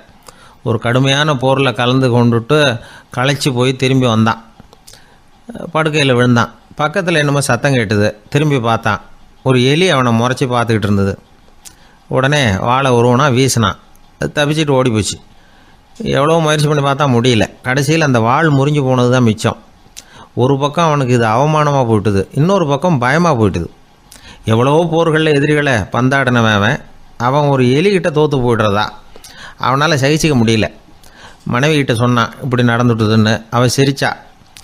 உங்களுக்கு புத்தியே இல்லை, எலியை போய் யாராவது வாளால் வெட்டுவாங்களா அப்படின்னு அந்த அம்மா சொன்னதும், நீ என்ன சொல்கிறேன்னா, ஒரு பூனையை கொண்டுட்டு வந்துட்டா போதும், அதுக்கப்புறம் ஏன் எலி வரப்போகுது அப்படின்னு அந்த அம்மா. உடனே ஒரு பூனை வந்து சேர்ந்தது. அது சாதாரண பூனை இல்லை, வீர சாகசங்கள்லாம் செஞ்சு பழக்கப்பட்ட பூனை. பெரிய இடத்துல வளர்ந்தது. அதை கொண்டுட்டு வந்துட்டாங்க. அந்த பூனை குறி பார்த்து எலி மேலே பாஞ்சுது. ஆனால் அந்த எலியை சுலபமாக தப்பிச்சு போட்டுது. அடுத்தபடியாகவும் பாயறதுக்கு முயற்சி பண்ணிச்சு அந்த பூனை. ஆனால் அந்த எலியோ ரொம்ப தந்திரமாக திடீர்னு அந்த பூனையின் முகத்துக்கு நேராக பாஞ்சுது. அவ்வளவுதான். அந்த பூனை பயந்து போய் ஒரே தாவி ஜன்னல் வழியாக வெளியில் ஓடி போச்சு. அந்த வீரனுக்கு இது ஒரு பெரிய அதிர்ச்சியாக இருந்தது. அடுத்தபடியாக யோசனை பண்ணான். ராஜா வளர்த்துக்கிட்டு இருந்த அரண்மனை பூனையை ஒரு நாள் இரவலா கேட்டு வாங்கிட்டு வந்தான். ஊர் உலகம்லாம் பேர் வாங்கின பூனை இது. அந்த பூனையாலும் அந்த எலியை ஒன்றும் செய்ய முடியல. வீரனுக்கு ரொம்ப அதிர்ச்சி. அந்த அரண்மனை பூனைகிட்டையே போய் புலம்புனான். அரண்மனை பூனையே, நீயே தோற்று போயிட்டியே, இனிமேல் நான் என்ன செய்ய முடியும்னா. அந்த பூனை சிந்திச்சுது. அப்புறம் சொல்லிச்சு, இந்த காரியத்துக்கு இந்த மேல்மட்ட விவகாரம்லாம் சரிப்பட்டு வராது. சாதாரண வீட்டு பூனை கிடச்சிதுன்னா அதை கொண்டுகிட்டு வந்து விட்டுப்பார் அப்படின்னுது. சாதாரண பூனையால் என்ன செஞ்சிட முடியும்னா இவன் நம்பிக்கை இல்லாமல். இப்போ அந்த அரண்மனை பூனை சொல்லிச்சு, பெரிய வீட்டு பூனையெல்லாம் நல்லா சாப்பிட்டு தூங்கி பழக்கப்பட்டிருக்கோம். அதுக்கெல்லாம் ராஜதந்திரம் தெரியும், ஆனால் எலி பிடிக்க தெரியாது. அதுக்கான வளர்ப்பும் இல்லை, பயிற்சியும் இல்லை. ஏன்னா அதுக்கெல்லாம் பசி கிடையாது. சாதாரண வீட்டு பூனை அப்படி இல்லை, பசிக்கு ஆகாரம் தேடி அலையும். எலிகளை பிடிச்சி சாப்பிட்டுட்டு தான் உயிர் வாழும். அதனால் அதுகளுக்கு எலியை பிடிக்கிற எல்லா உத்திகளும் தெரியும், எங்களுக்கு தெரியாது அப்படின்னுது. அது சரியே, அதுவும் பூனை தான், நீயும் பூனை தான். அதால் முடிகிற காரியம் ஏன் உன்னால் முடியல அப்படின்னு கேட்டான் இவன். இதுக்கு அந்த பூனை சொல்லிச்சு, இதே கேள்வியை நானும் கேட்டேன். உன்னுடைய தந்திர முறை என்னன்னு கேட்டேன். அதுக்கு பதில் சொல்லாமல் படுத்து தூங்கி போச்சு. அதை மறுபடியும் எழுப்பி கேட்டேன். அதுக்கு கோவம் வந்துட்டுது. இதில் என்ன தந்திர முறை வேண்டியிருக்கு? நான் ஒரு பூனை, அவ்வளவுதான். பூனைன்னா பூனை, பூனை எலியை பிடிக்கும், நான் எலியை பிடிக்கிறேன், அவ்வளவுதான்னுது அப்படின்னு சொல்லி விவரமாக சொல்லிச்சு அந்த அரண்மனை பூனை. உடனே ஒரு சாதாரண பூனையை கொண்டுட்டு வந்துட்டாங்க. கொண்டாந்து விட்டால் அது பார்க்குறதுக்கு ரொம்ப சாதாரணமாக தெரிஞ்சுது. இந்த வீரனுக்கு நம்பிக்கை வரல. இருந்தாலும் அதை கொண்டுட்டு வந்து வீட்டுக்குள்ளே விட்டான். ஒரே நிமிஷம் அந்த எலியை கவிட்டு வெளியில் ஓடிப்போச்சு. மேலிடத்து பூனைகள்லாம் இதை வேடிக்கை பார்த்துக்கிட்டு வெளியில் நின்றுக்கிட்டு இருக்குது. எல்லாரும் மெதுவாக அந்த பூனையை நெருங்கி, உங்ககிட்ட அப்படி என்ன தனிப்பட்ட திறமை, அதோட ரகசியம் என்னன்னு கேட்டாங்க. அந்த சாதாரண பூனை ரொம்ப சாதாரணமாக சொல்லிச்சான், அதெல்லாம் எனக்கு தெரியாது, நான் பூனை, அவ்வளவுதான், நீங்களும் பூனையாக இருங்கோ அப்படின்னு சொல்லிவிட்டு அந்த பூனை தன்னுடைய வாயில் கவிய எலியோடு அங்கேருந்து நடந்து போச்சு. இந்த கதையிலேருந்து நாம் புரிஞ்சிக்க வேண்டிய தத்துவம் என்னென்னா, நீயாக இரு. இதுதான் அந்த தத்துவம். நம்ம ஒவ்வொருத்தருக்கு உள்ளேயும் ஒரு தனித்தன்மை இருக்குது. இதை அவங்கவுங்க புரிஞ்சுக்கிட்டு உண்மை இயல்பை புரிஞ்சுக்கணும். நம்முடைய இயல்பு என்னங்கிறது நமக்கு தெரியணும். அதை கண்டுபிடிக்கிறது தான் உண்மையான கலை. ஒரு பெரிய மனுஷன் வாயை அகலமாக திறந்து வச்சுட்டு தூங்கிட்டு இருந்தான். உடனே ஒரு எலி உள்ளே பூந்துட்டு தான். வீட்டு வேலையாள் டாக்டருக்கு ஃபோன் பண்ணான், எங்கள் முதலாளி வாய்க்குள்ளே ஒரு எலி பூந்துட்டுது டாக்டர் அப்படின்னா. நான் உடனே புறப்பட்டு வரேன், அதுக்கு முன்னாடி நீ ஒரு ரொட்டி துண்டை எடுத்து ஒரு வாய்க்கு முன்னாடி காட்டு, உள்ளே போன எலி வெளியில் வந்துடும்னார் டாக்டர். சரின்னு சொல்லிவிட்டான். கொஞ்ச நேரத்தில் டாக்டர் அங்கே போய் சேர்ந்தார். அப்போ வேலைக்காரன் ஒரு பெரிய மீனை அவர் வாய்க்கு நேராக இப்படியும் இப்படியும் ஆட்டிக்கிட்டு இருந்தான். நான் ரொட்டி துண்டை தானே காட்ட சொன்னேன்னார் டாக்டர். அவன் சொன்னான், எலியை வெளியில் கொண்டுட்டு வர்றதுக்கு ரொட்டி துண்டை காட்ட சொன்னீங்க டாக்டர், அதுக்கப்புறம் அந்த எலியை துரத்திக்கிட்டு ஒரு பூனை உள்ளே போயிருக்கு, அதுக்காக தான் இந்த மீனை காட்டிக்கிட்டு இருக்கேன் நானா. இது எதுக்குன்னா, இப்படி வேடிக்கையாக சொல்கிறது, பூனை பூனையாக இருக்க வேண்டும், எலி எலியாக இருக்க வேண்டும், மனுஷன் மனுஷனாக இருக்க வேண்டும் அப்படிங்கிறத புரிஞ்சுக்கிறது. நாம இருக்கிற வரை வெற்றி நிச்சயம்.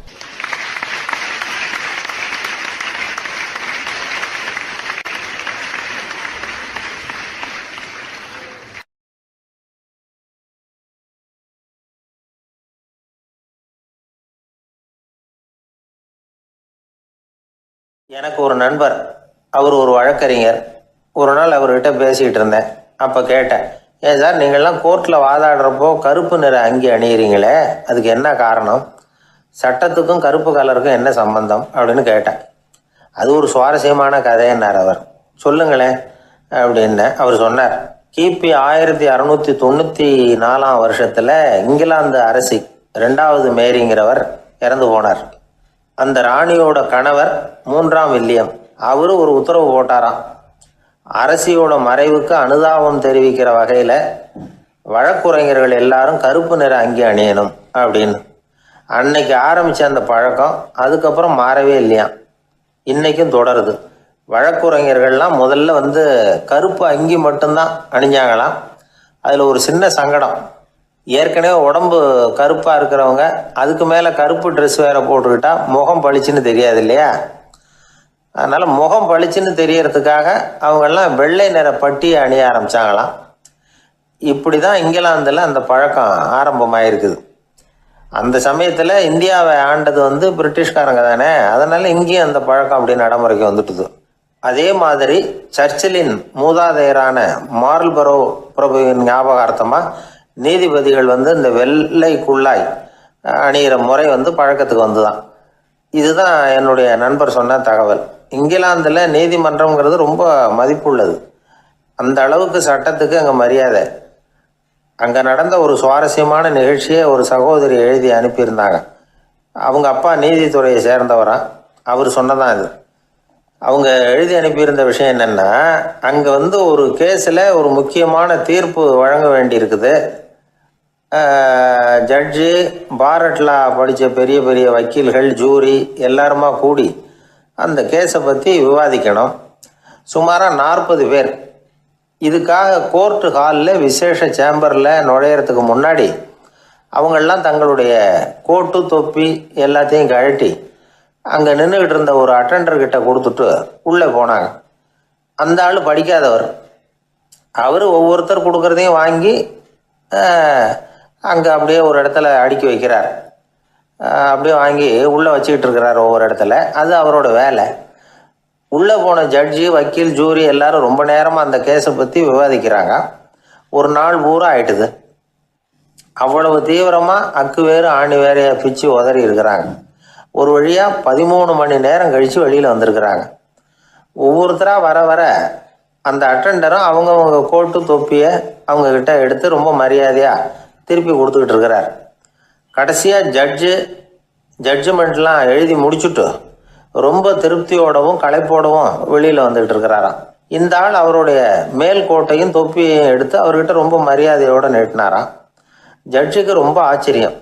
இந்த ஆள் எப்படி இவ்வளவு பேரோட கோட்டு தொப்பி எல்லாத்தையும் ஞாபகம் பேசகாமல் திருப்பி கொடுக்குறார் அப்படிங்கிறது அவருக்கு ஆச்சரியம்.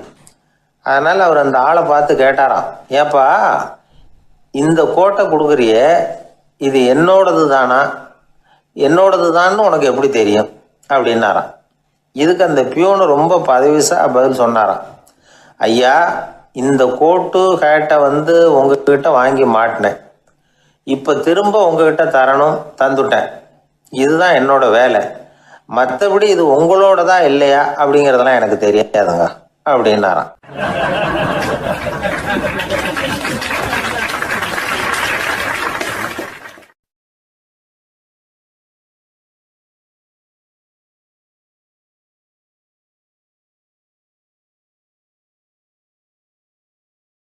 உழைப்பும் நேர்மையும் உயர்வதற்கு வழிகள். அதை விட்டுட்டு உட்கார்ந்த இடத்துல இருந்துகிட்டே உயர போகணும் அப்படின்னு ஆசை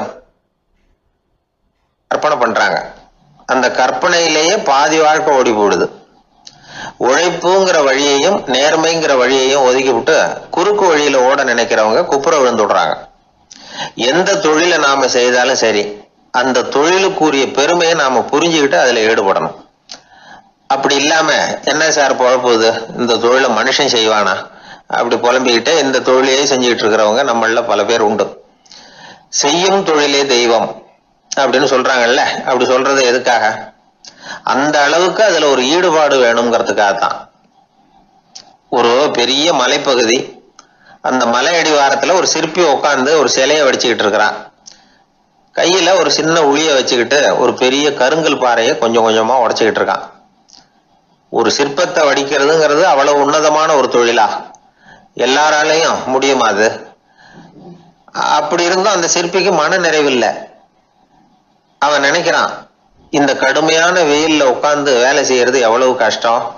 நாம ஒரு சிற்பியா இருக்கிறதுனால தானே சூரியன் கடுமையான வெப்ப கதிர்களை நம்ம மேல வீசுறான். நாமளே அந்த சூரியனா இருந்துட்டா இந்த கஷ்டம் இருக்காதே.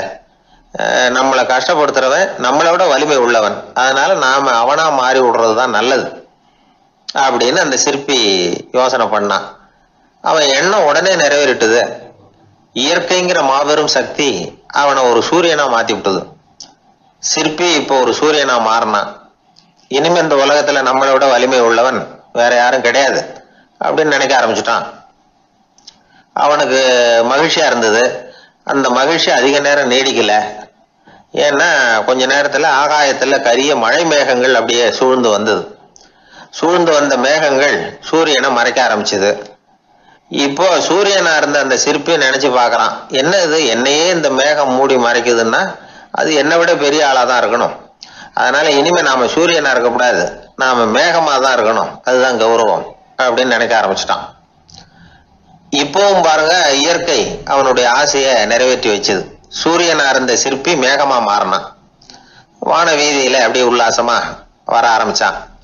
அந்த உல்லாசமும் அதிக நேரம் நீடிக்கல. எதிரில் பார்த்தா பிரம்மாண்டமான மலைகள் வழியை அடைச்சிட்டு நிக்குது.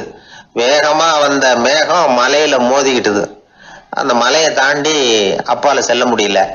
இப்போ அந்த மேகம் நினைக்குது, நாம எந்த தடையும் இல்லாம அந்த இடத்துல மிதந்து வர்றோம், நம்மையே போக விடாம தடுக்குதுன்னா அந்த மலைக்கு எப்பேற்பட்ட வலிமை இருக்கணும். இனிமேலும் நாம மேகமா இருந்து பிரயோஜனம் இல்லை, இருந்தா மலையா இருக்கணும், அதுதான் பெருமை அப்படின்னு நினைக்க ஆரம்பிச்சான். இப்பவும் பாருங்க, இயற்கை அவனுடைய ஆசையை நிறைவேற்றி வச்சது. மேகமா இருந்த சிற்பி மலையா மாறினான். பெரிய மலை பூமிக்கும் வானத்துக்குமா நின்றுகிட்டு இருக்கு. இனிமே நமக்கு எந்த கவலை இல்லை அப்படின்னு நினைச்சது அந்த மலை.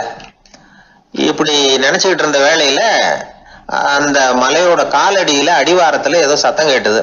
என்ன சத்தம் இது அப்படின்னு சொல்லி அந்த மலை மெதுவா குனிஞ்சு பார்த்துதான். பார்த்தா அங்க ஒரு மனுஷன் தன்னுடைய கையில உளிய வச்சுக்கிட்டு மலையை கொத்திக்கிட்டு இருக்கிறான். ஏதோ ஒரு சிற்பத்தை வடிக்கிறதுக்காக அவன் முயற்சி பண்ணிட்டு இருக்கிறான். இப்போ அந்த மலை நினைச்சுதான், மலையே ஒருத்தன் உடைக்கிறான்னா அவன் எப்பேற்பட்ட வலிமை உள்ளவனா இருக்கணும். இனிமேலும் மலையா இருந்து பிரயோஜனம் இல்லை, மனுஷனா மாறணும், அதுதான் சரி அப்படின்னு நினைச்சுதான். அந்த வினாடியே அந்த மலை ஒரு மனுஷனா மாறிச்சு. அவன் கையில ஒரு உளி, பழையபடியே ஒரு கருங்கல் பாறையை கொத்த ஆரம்பிச்சான். அந்த ஆள் பழைய நிலைமைக்கு வந்துட்டான். இந்த கதையிலிருந்து நாம தெரிஞ்சுக்க வேண்டியது என்னன்னா, தன்னுடைய உண்மையான பலம் என்னங்கிறது தெரியாமலே தாவி தாவி தடுமாறிக்கிட்டு இருக்கிறான் மனுஷன் அப்படிங்கிறது தான். இனிமேலாவது அதை புரிஞ்சுக்கணும், புரிஞ்சுக்கிட்டு புறப்படணும் வாழ்க்கையில வெற்றி பெறறதுக்கு. ஒரு குடும்ப தலைவருக்கு விபரீதமா ஒரு ஆசை வந்துதான். அதாவது ஒரு நாள் பூராவும் புடவை கட்டிக்கிட்டு மனைவி செய்கிற வீட்டு வேலைகள், சமையல் வேலைகள் எல்லாத்தையும் தானே செய்யணும், மனைவிக்கு ஆண் வேஷம் போட்டு ஆபீஸுக்கு அனுப்பி வச்சுடணும் அப்படின்னு ஆசைப்பட்டான். இதுதான் அந்த ஆசை. அதே மாதிரி செஞ்சான்.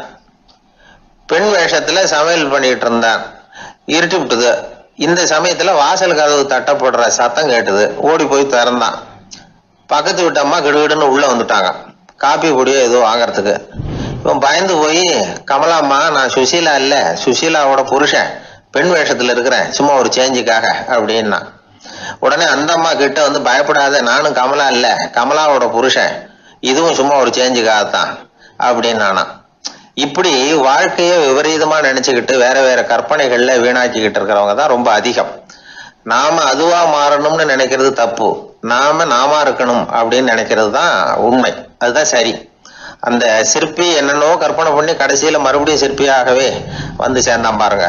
அதனால நம்முடைய உண்மையான பலம் என்ன அப்படிங்கிறத தெரிஞ்சுக்கிட்டு நடந்துகிட்டோம்னா வாழ்க்கையில எப்பொழுதும் வெற்றி நிச்சயம்.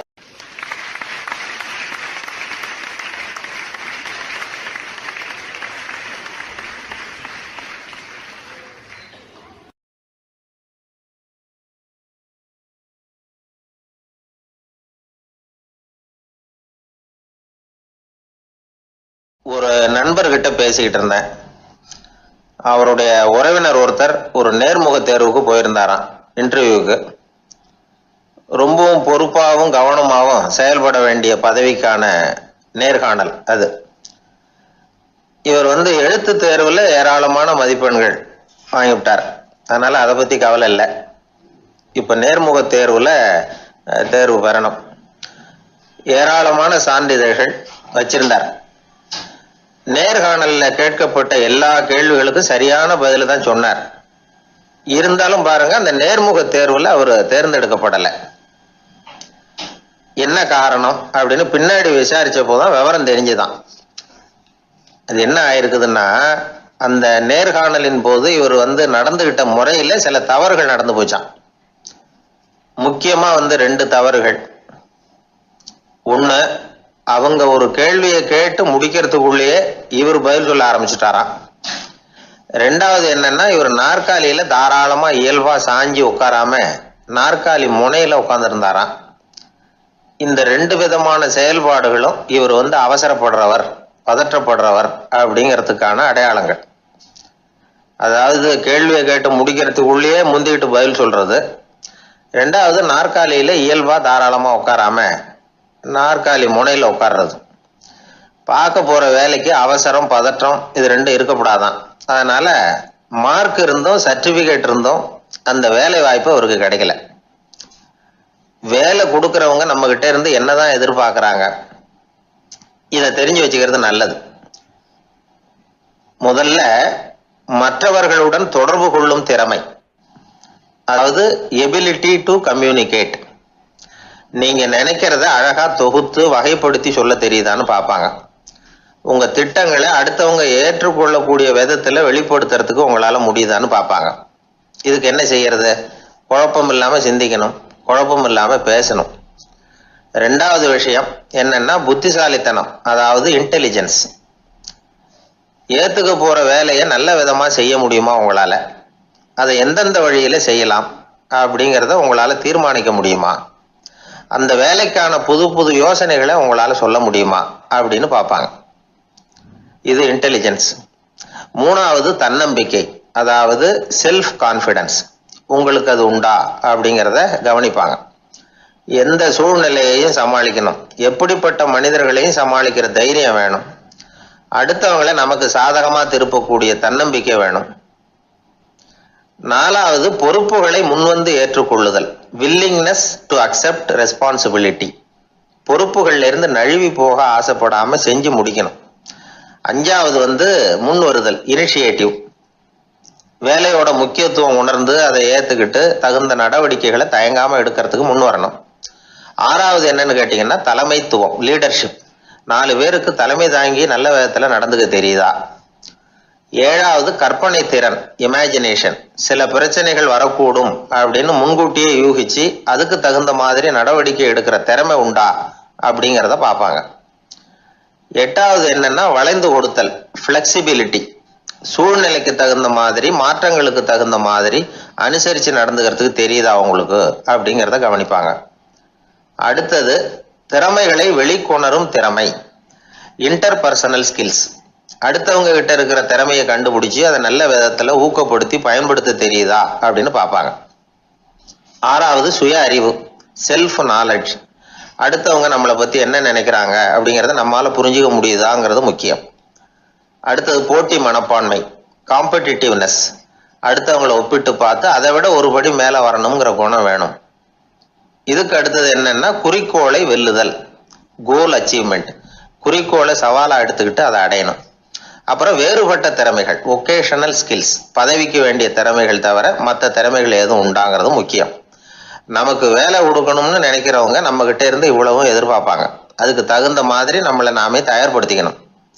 எனக்கு வேண்டப்பட்ட ஒருத்தர் ஒரு இன்டர்வியூக்கு போயிட்டு வந்தார், நேர்காணலுக்கு. எப்படி இருந்தது இன்டர்வியூன்னு விசாரிச்சேன். நான் போனேன், அவர் கேட்ட எல்லா கேள்விக்கும் அவர் எதிர்பார்த்தது மாதிரியே எல்லா பதிலையும் சொன்னேன். கடைசியா நான் எதிர்பார்க்காத ஒரு தகவலை அவர் சொன்னார் அப்படின்னாரு. என்னன்னு கேட்டேன். அவரும் என்ன மாதிரியே இன்டர்வியூக்கு வந்தவர் தானா, சும்மா என்ன கேள்வி கேட்டுக்கிட்டு உட்காந்துருந்தாராம் அப்படின்னார். அதனால ஒரு நேர்காணலுக்கு போறதுக்கு முன்னாடி என்ன எதிர்பார்க்கறாங்க அப்படிங்கறத தெரிஞ்சுக்கிட்டு போனா வெற்றி நிச்சயம்.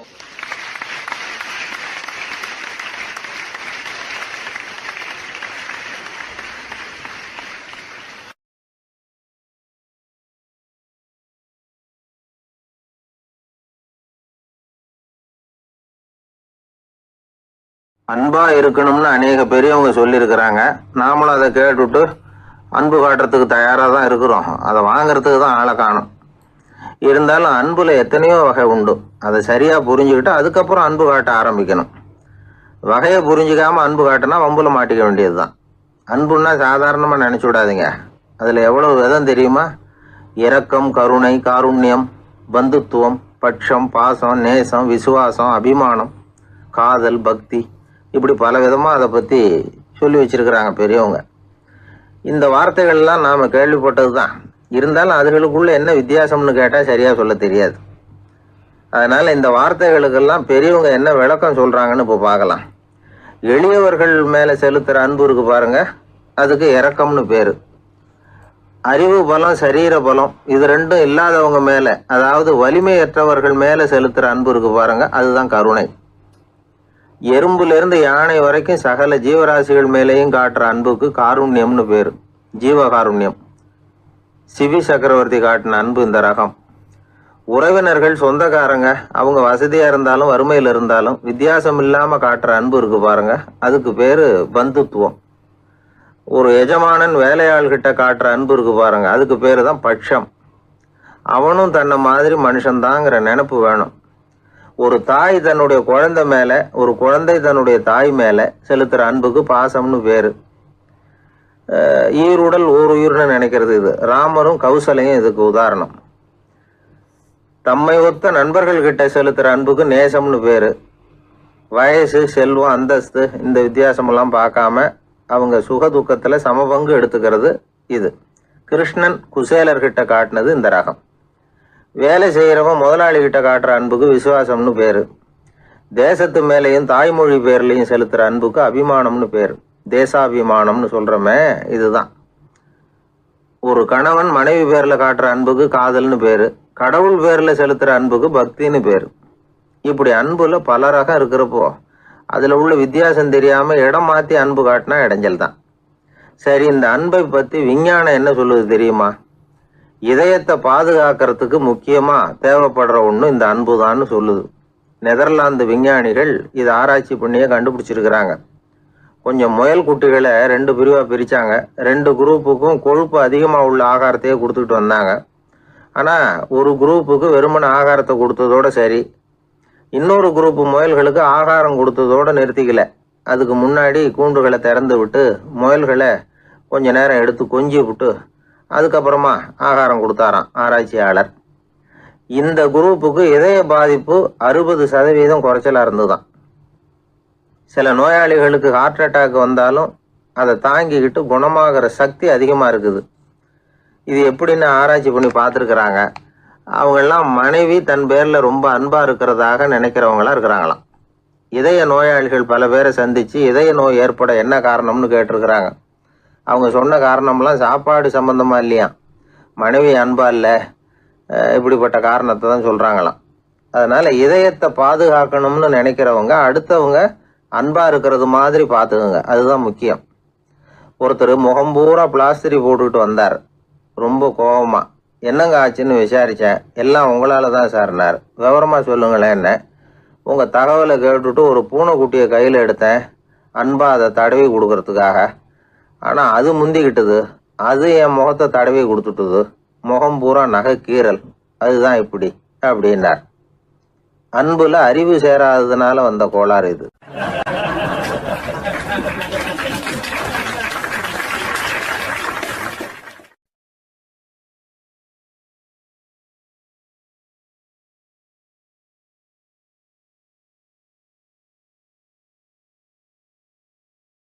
ஊர்ல ஒரு ஞானி இருந்தார். ஒரு நாள் அவரை தேடிட்டு ஒருத்தர் வந்தார். வந்தவர் ஞானியை பார்த்து ஒரு கேள்வி கேட்டார். ஐயா, உங்களுடைய சாதனை என்ன? இதுதான் அவர் கேட்ட கேள்வி. இதை கேட்டதும் அந்த ஞானி நிமிர்ந்து இவரை பார்த்தார். அப்புறம் சொன்னார், அது ஒன்றும் பெரிய விஷயம் இல்லை, அது ரொம்ப எளிமையான ஒண்ணு. எப்போ எனக்கு பசிக்குதோ அப்ப நான் சாப்பிட்டுருவேன், எப்போ எனக்கு தூக்கம் வருதோ அப்ப நான் தூங்கிடுவேன், அவ்வளவுதான் அப்படின்னார். கேள்வி கேட்டவர் ஒரு மாதிரி ஆயிட்டார். ஐயா, இதே தானே நாங்களும் செய்யறோம், இதுல என்ன அதிசயம் இருக்கு அப்படின்னார். இப்ப அந்த ஞானி சொன்னாராம், இங்கதான் நீங்க தப்பு பண்றீங்க அப்படின்னாராம். அப்படியான்னாரு இவரு. ஆமா அப்படின்னாராம். நீங்க செய்யற தவறு எனக்கு புரியுது. ஏன்னா நான் உங்களை மாதிரி நான் வாழ்ந்து பார்த்திருக்கிறேன். அதனால என்னுடைய அனுபவத்துல உங்களுக்கும் எனக்கும் உள்ள வித்தியாசத்தை உணர முடியுதுன்னாரா. என்ன சொல்றீங்க, எனக்கு ஒன்னும் புரியலையேன்னாரா இவரு. இத பாருங்க, சாப்பிடுறதுங்கிறது நாம 2 பேருக்கும் பொதுவான ஒரு காரியம்தான். ஆனா நீங்க சாப்பிடுறதுக்கும் நான் சாப்பிடுறதுக்கும் வித்தியாசம் இருக்கு அப்படின்னாராம். என்ன வித்தியாசம்னு கேட்டிருக்கார். நீங்க பசி இல்லாத பொழுது சாப்பிடுறீங்க, இப்போ சாப்பிடுற நேரம் வந்துட்டுது அப்படிங்கிறதுக்காக சாப்பிடுறீங்க. சாப்பாடு ருசியா இருக்கு அப்படிங்கிறதுக்காக சாப்பிடுறீங்க. எது தேவைங்கிறது தெரியாம சாப்பிடுறீங்க. அது மாதிரி தூக்கமும் உங்களுக்கு ஒரு பழக்கமா போட்டுது. இப்போ இது தேவையா இல்லையா அப்படிங்கிறத பத்தி நீங்க யோசிச்சு பாக்குறது இல்ல. சாப்பிடும் பொழுது 1000 வேலைகளை மனசுல நினைச்சுக்கிட்டு இருப்பீங்க. அதனால அது சாப்பிடுதலா இருக்காது. அதே மாதிரி நீங்க தூங்கும் பொழுதும் அது தூங்குதலா இருக்காது. ஏகப்பட்ட கனவுகள் வரும். உங்க மனசு மேலும் மேலும் கனவுகளை உருவாக்கி கொண்டே இருக்கும். அதனால எனக்குள்ள நடக்கிறது வேற மாதிரி, நீங்க நினைக்கிறது மாதிரி இல்ல. எனக்குள்ள நடக்கிறது எப்படின்னா, நீங்க செய்யறது மாதிரி இல்ல. தூக்க உணர்வு வந்த உடனே தூங்குதல் மட்டுமே நடைபெறும். அதுதான் என்கிட்ட நடக்கிறது அப்படின்னு அந்த ஞானி. இப்ப வித்தியாசம் புரியுதா? அந்த ஞானி சாப்பிட்றத அனுபவிக்கிறார், அது எக்ஸ்பீரியன்ஸ். நாம் அப்படி இல்லை, மனம் போன போக்கில் சாப்பிட்றோம். இது இன்டல்ஜிங். இது ரெண்டுலேயும் செயலில் வேறுபாடு இல்லை, விழிப்புணர்வுல தான் வேறுபாடு இருக்கு. அவர் சாப்பிடும் பொழுது ஒரு சாட்சி மனோபாவத்தோட சாப்பிட்றார். எவ்வளவு தேவையோ அவ்வளவுதான் சாப்பிட்றார். ஏன்னா அவருடைய விழிப்புணர்வு முழுமையா செயல்படுது. அதனால அவர் சாப்பிடும் பொழுது நம்மை விட மகிழ்ச்சியா இருக்கிறார். நாம அப்படி இல்லை, வயிற்றை நிரப்புறதுக்காக சாப்பிட்றோம். இன்னும் சொல்ல போனா சாப்பிடும் பொழுது நாம அங்கேயும் இருக்கிறது இல்லை, எங்கேயோ போயிடுறோம். உடம்பு மட்டும்தான் அங்க இருக்கும். ஆனா ஞானி அப்படி இல்லை, அவர் சாப்பிடும் பொழுது சாப்பிடுதல் மட்டுமே இருக்கும். எந்த ஒரு செயலையும் விழிப்புணர்வோட செய்யலாம், மனம் போன போக்கிலையும் செய்யலாம். விழிப்புடன் செய்யறப்போ செய்யும் செயல் நம்ம அனுபவமாகிறது, அவ்வளவுதான். இதெல்லாம் பெரிய தத்துவம் மாதிரி தெரியும். இருந்தாலும் நாம புரிஞ்சுக்க வேண்டியது என்னன்னா, எந்த காரியத்தை செஞ்சாலும் அதுல முழு ஈடுபாடு வேணுங்கிறது முக்கியம். அந்த அளவுக்கு முதல்ல நம்மளை மாத்திக்கிட்டா போதும். ஆனா நம்ம ஆளுங்க அந்த அளவுக்கு இருக்கிறது இல்ல, எல்லாமே அரைக்குறை தான். கேட்டா ஞாபகம் மருதி. ஒருத்தன் என்ன பண்ணானா, விமான டிக்கெட் வாங்கிக்கிட்டு ரயில்வே ஸ்டேஷனுக்கு வந்துட்டான். அப்புறம் தான் புரிஞ்சுது தவறுதெல்லாம் இங்க வந்துட்டோம்ங்கிறது. உடனே அவசரமா விமான நிலையத்தை நோக்கி ஓடி இருக்கிறான். அங்க போய் கவுண்டர்ல கேட்டிருக்கான், மேடம் நான் தவறுதலா ரயில்வே ஸ்டேஷனுக்கு போயிட்டேன், இப்ப விமானத்தையும் தவற விட்டுட்டேன், அடுத்த பிளைட்ல எனக்கு இதை மாத்தி தர முடியுமான்னு கேட்டிருக்கான். முடியாதுன்னாங்களாம் அந்த அம்மா. ஏன்னு கேட்டானா, ஏன்னா இப்ப நீங்க வந்திருக்கிறது பஸ் ஸ்டாண்டு அப்படின்னாங்களாம்.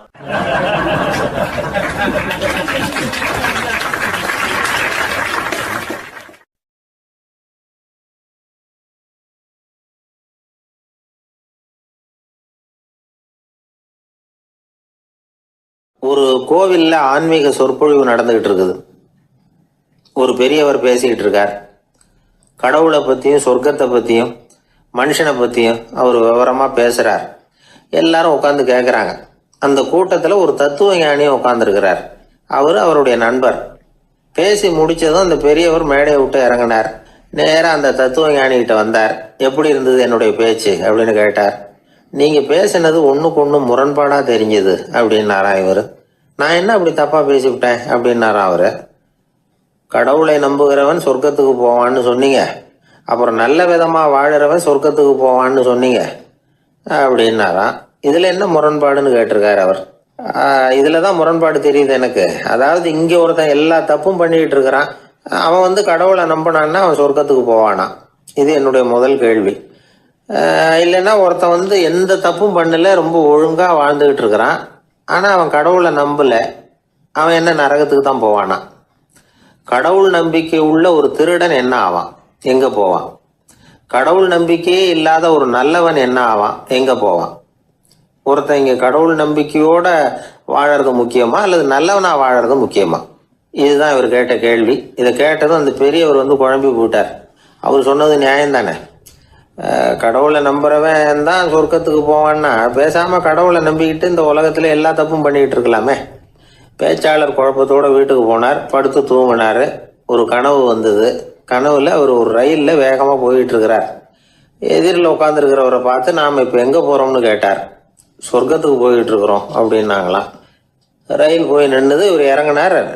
இங்க கௌதம புத்தர் இருப்பார், சாக்ரட்டிஸ் இருப்பார், அவங்கள பார்க்கறதுக்கு ஒரு நல்ல வாய்ப்பு அப்படின்னு நினைச்சுக்கிட்டே அங்கேயும் இங்கேயும் பார்த்தார். அங்க யாருமே இல்லை. ஒரே பாலைவனம் மாதிரி இருக்குது. பச்சை இல்லை, பசுமை இல்லை, பூக்கள் இல்லை, மரம்லாம் மொட்டையா நிற்குது. எலும்பும் தோலுமா சில முனிவர்கள் அங்கேயும் இங்கேயுமா உட்காந்துருக்குறாங்க. இவர் அவங்க கிட்ட போய் இந்த புத்தர், சாக்ரட்டிஸ் இவங்கெல்லாம் எங்க இருக்கிறாங்கன்னு கேட்டாராம். அப்படி யாரும் இங்க இல்லையே, அவங்கெல்லாம் யாரு அப்படின்னு திருப்பி கேட்டிருக்கிறாங்க. இவருக்கு அதிர்ச்சியா போச்சு. அப்படின்னா அவங்க எங்க போயிருப்பாங்க? உடனே ரயில் நிலையத்துக்கு ஓடி வந்தார். அப்பதான் நரகத்துக்கு ஒரு ரயில் புறப்பட்டுக்கிட்டு இருந்தது அங்கிருந்து. அதுல ஏறி உட்கார்ந்தார். ரயில் வேகமா போச்சு. நரகம் நெருங்க நெருங்க காற்று குளிர்ச்சியா வீச ஆரம்பிச்சுதான். வெளியில பசுமையா இருந்துதான். அழகான மலர்கள், அழகான நீர்நிலைகள், நந்தவனங்கள், ரொம்ப அருமையா இருக்குது. ரொம்ப அங்க இருந்தவங்க எல்லாம் ரொம்ப மகிழ்ச்சியா உல்லாசமா வேற இருந்திருக்கிறாங்க. எங்க பார்த்தாலும் ஆடல் பாடல் உற்சாகம். இவர் ரயிலை விட்டு இறங்கினார். அவருக்கு சந்தேகம், இதுவா நரகம் அப்படின்னு விசாரிச்சிருக்காரு. ஆமா இதுதான் நரகம்னாங்களாம். எனக்கு ஒரு சந்தேகம் இருக்காரு. என்னன்னு கேட்டிருக்காங்க. கௌதம புத்தரும் சாக்ரட்டிஸும் லாவோஸும் இவங்க மாதிரி இன்னும் பல பேரும் கடவுள் நம்பிக்கை இல்லாதவங்க அவங்கெல்லாம் இங்கே இருக்கிறாங்களா அப்படிங்கிறது தான் என்னுடைய சந்தேகம் அப்படின்னாராம். இப்போ அவங்க சொல்லியிருக்கிறாங்க, இப்போ நீங்கள் பார்க்குறீங்களே பசுமையும் பச்சை பயிர்களும் ஆடல் பாடல்களும் அழகிய மலர்களும், இது எல்லாமே கௌதம புத்தரும் சாக்ரட்டிஸும் அது மாதிரி மகான்களும் இங்கே வர ஆரம்பித்த பிறகு தான் உண்டாக ஆரம்பிச்சது. இந்த பிரதேசத்தை அவங்க வந்து அப்படியே மாற்றிக்கிட்டாங்க. இப்போலாம் இங்கே இருக்கிறவங்க யாரும் சொர்க்கத்துக்கு போகிறதுக்கே ஆசைப்படுறதில்ல அப்படின்னாங்களாம். இந்த அதிர்ச்சியிலேயே அந்த பெரியவர் கனவு கலைஞ்சி முழிச்சுக்கிட்டார். இதில் இருக்கிற கருத்து என்னன்னா, நல்லவர்கள் எங்கே இருக்கிறாங்களோ அந்த இடத்துக்கு பேர் தான் சொர்க்கம். சொர்க்கம் நரகம்ங்கிறதெல்லாம் ஆன்மீக பண்புகள், அவ்வளவுதான். ஒரு ஊரில் 2 இணைபிரியாத நண்பர்கள். ஒருத்தன் கேட்டான், இப்போ கடவுள் நம்ம முன்னாடி வந்து உங்கள் 2 பேரில் யாராவது ஒருத்தர் மட்டும் என்னோட சொர்க்கத்துக்கு வரலாம் அப்படின்னு கூப்பிட்டா நீ என்ன சொல்லுவேன்னு கேட்டானா. இவன் ரொம்ப பெருந்தன்மையாக உன்னையே அழைச்சிட்டு போக சொல்லிடுவேன் அப்படின்ட்டுருக்கான். அப்படின்னா உனக்கு சொர்க்கம் வேணாமான்னு கேட்டிருக்கான் அவன். நீ என்னை விட்டுட்டு போனாவே அப்புறம் இந்த பூலோகமே எனக்கு சொர்க்கம் தாண்டா அப்படின்னு நானா இவன்.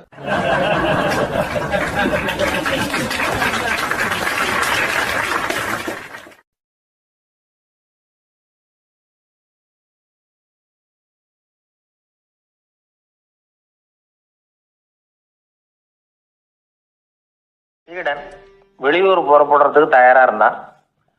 ரொம்ப தூரம் போக போறான். திரும்பி வர நாளாகும்.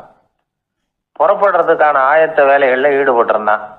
அந்த சமயம் பார்த்து இன்னொரு சீடன் அவங்கிட்ட வந்தான். நம்ம குரு உன்னை அழைச்சிட்டு வர சொன்னார் வா அப்படின்னு கூப்பிட்டான். இவன் உடனே புறப்பட்டு போனான். குருநாதரை பார்த்தான். அவர் காலில் விழுந்து வணங்கினான். வணங்கிவிட்டு எழுந்திரிச்சான். அவ்வளவுதான். குரு ஏதாவது உபதேசம் பண்ணுவாருன்னு எதிர்பார்த்தான். ஆனால் நடந்தது என்ன தெரியுமா? குரு அவனுக்கு ஓங்கி ஒரு அடி கொடுத்தார்.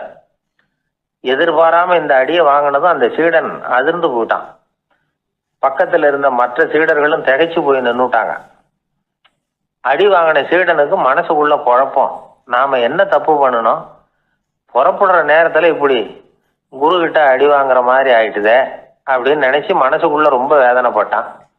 கொஞ்சம் துணிச்சலை வரவழைச்சுக்கிட்டு குருநாதர்கிட்டயே கேட்டுட்டான், சுவாமி நான் என்ன தப்பு பண்ணினேன்? என்னை இப்படி அடிச்சுட்டீங்களே, ஒரு வார்த்தை கூட உங்களை எதிர்த்து நான் பேசினது இல்லையே, இவ்வளவு காலமா உங்க விருப்பத்துக்கு விரோதமா ஒரு காரியம் கூட நான் செஞ்சது இல்லையே, வந்ததும் வராததுமா ஒண்ணுமே சொல்லாம என்ன அடிச்சுட்டீங்களே, குருவே நான் செஞ்ச குற்றம் தான் என்ன அப்படின்னு கண்ணீரோட பரிதாபமா கேட்டானா அந்த சீடன். ஆனா அந்த குரு முகத்துல கொஞ்சம் கூட கோபம் இல்லை.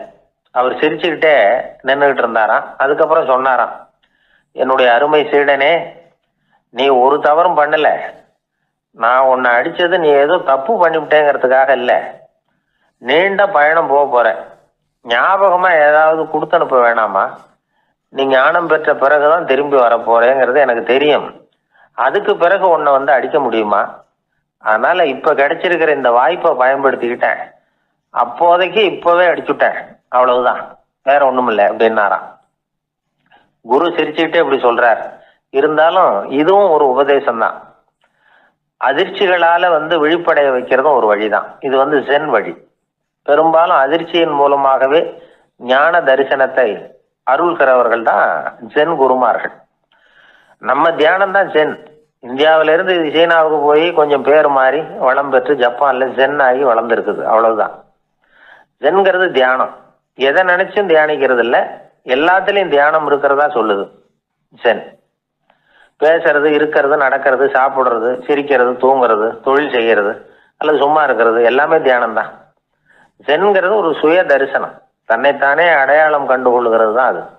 இல்லாத எதையும் தேடி கண்டுபிடிக்கிறது இல்லை. சென் மார்க்கத்தை பத்தி ஓஷோ என்ன சொல்றாரு தெரியுமா? காணாமல் போன தன்னுடைய மூக்கு கண்ணாடி தன்னுடைய மூக்கின் மேல் இருப்பதை கண்டுகொள்வது போன்றது சென் அப்படிங்கிறார். நம்மால் இன்னொருத்தர் முகத்தை ரொம்ப நேரமா உத்து பார்த்துக்கிட்டு இருந்தார். என்ன பாக்குறீங்கன்னாரு அவரு. நீங்க போட்டிருக்கீங்களே மூக்கு கண்ணாடி, அதை தான் பாக்குறேன்னாரு இவரு. நீங்க அப்படி பாக்குறதுக்கு விசேஷ காரணம் ஏதாவது உண்டான்னு கேட்டார் இவர். உண்டுன்னார். என்னன்னு கேட்டார். நேற்றுக்கு காணாம போன என்னோட மூக்கு கண்ணாடி அது அப்படின்னாராம் இவர்.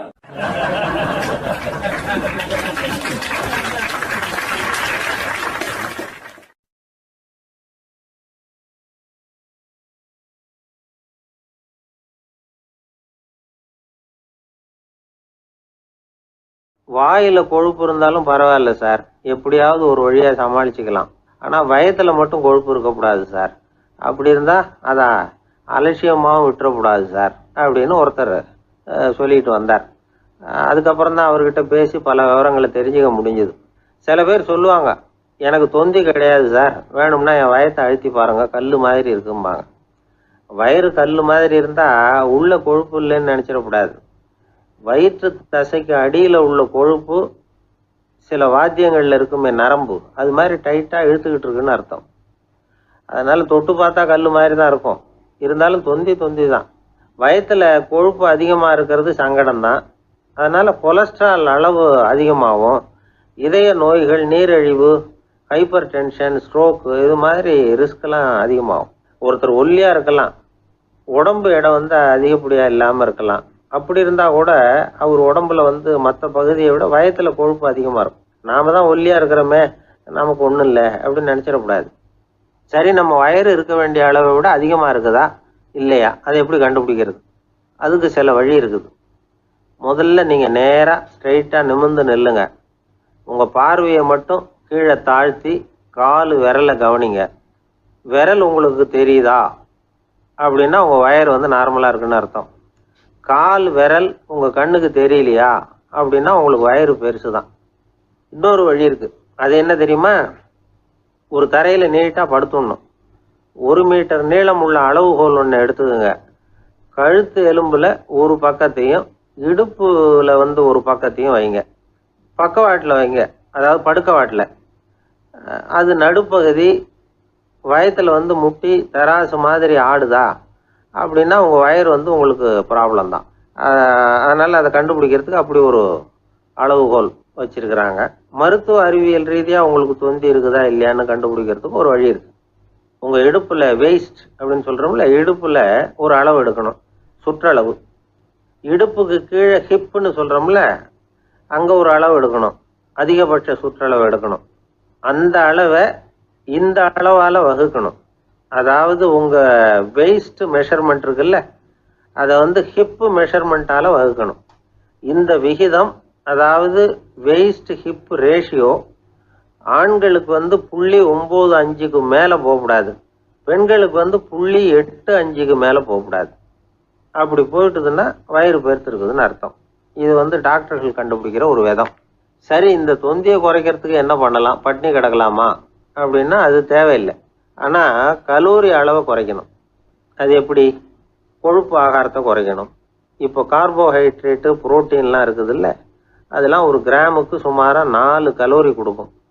ஆனால் கொழுப்பு ஒரு கிராமுக்கு 9 கலோரி கொடுக்கும். அதனால் ஒரே அளவுள்ள ஆகாரங்களில் கூட கலோரி வித்தியாசம் இருக்குது. கலோரி அளவு குறைச்சலாக கொடுக்கக்கூடிய ஆகாரம் சாப்பிடணும். இப்போ தொந்தியை குறைக்கிறதுக்கு கடுமையான உடற்பயிற்சி தேவையா அப்படின்னு கேட்டால் அதுவும் தேவையில்லையா. ஆகாரத்தில் கொழுப்பை குறைச்சாவே போதும், மற்ற ஆகாரம் செரிக்கிறதுக்கு லேசான உடற்பயிற்சியே போதும். வயத்தை குறைக்கிறேன்னு சொல்லி சில பேர் உட்காந்து எழுந்திருப்பாங்க, அதுவும் தேவையில்லையா. அப்படிலாம் பண்ணி உங்களை கஷ்டப்படுத்திக்க வேண்டியதில்லை. வயத்தை குறைக்கிறதுக்கு அதெல்லாம் உதவுறது இல்லை அப்படின்னு அது சம்பந்தமான நிபுணர்கள் சொல்கிறாங்க. இப்போ இது சம்பந்தமாக 1984 ஒரு சோதனையே பண்ணி பார்த்துருக்குறாங்க. ஒரு நாளைக்கு 185 தடவை உட்காந்து எழுந்திருக்கிறது. இது மாதிரி 27 நாள் பயிற்சி பண்ணிவிட்டு பார்த்தாங்களாம். வயிற்று கொழுப்பில் எந்த மாறுதலும் இல்லையா. அதனால் உட்காந்து எழுந்திருக்கிற வேலையெல்லாம் தேவையில்லை. தொந்தியை குறைக்கிறதுக்கு முயற்சி பண்ணுறவங்க தோற்றத்தை அழகாக்குறது ஒரு பக்கம் இருந்தால் கூட ஆரோக்கியமான நீண்ட வாழ்வுக்கும் அவங்க அஸ்திவாரம் போடுறாங்கன்னு தான் அர்த்தம். ஒருத்தர் வந்தார், சார் எனக்கு தொந்தி இருக்கா இல்லையான்னு கண்டுபிடிக்கிறது கஷ்டமாக இருக்குதுன்னார். சரி, நான் கண்டுபிடிக்கிறேன், இப்படி தரையில் காலை நீட்டி ஸ்ட்ரைட்டாக படுங்க அப்படின்னோம். சரின்னு படுத்துட்டார். இப்போ உங்கள் கண்ணை திருப்பி கால் கட்டை விரலை பாருங்க, கட்டை விரல் தெரியுதா அப்படின்னு கேட்டேன். தெரியுது சார்னார். நீங்கள் தெரியுதுன்னு சொல்கிறத நான் எப்படி நம்புறதுன்னு. அதோ தெரிகிற அந்த கட்டை விரல் நுனியில் ஒரு ஈ கூட உட்காந்துருக்குது பாருங்க சார் அப்படின்னார். அப்படின்னா நீங்கள் பார்க்குறது கட்டை விரல் இல்லை சார், உங்கள் மூக்கு நுனி, அங்கே தான் இப்போ ஈ உட்காந்துருக்குது அப்படின்னோம்.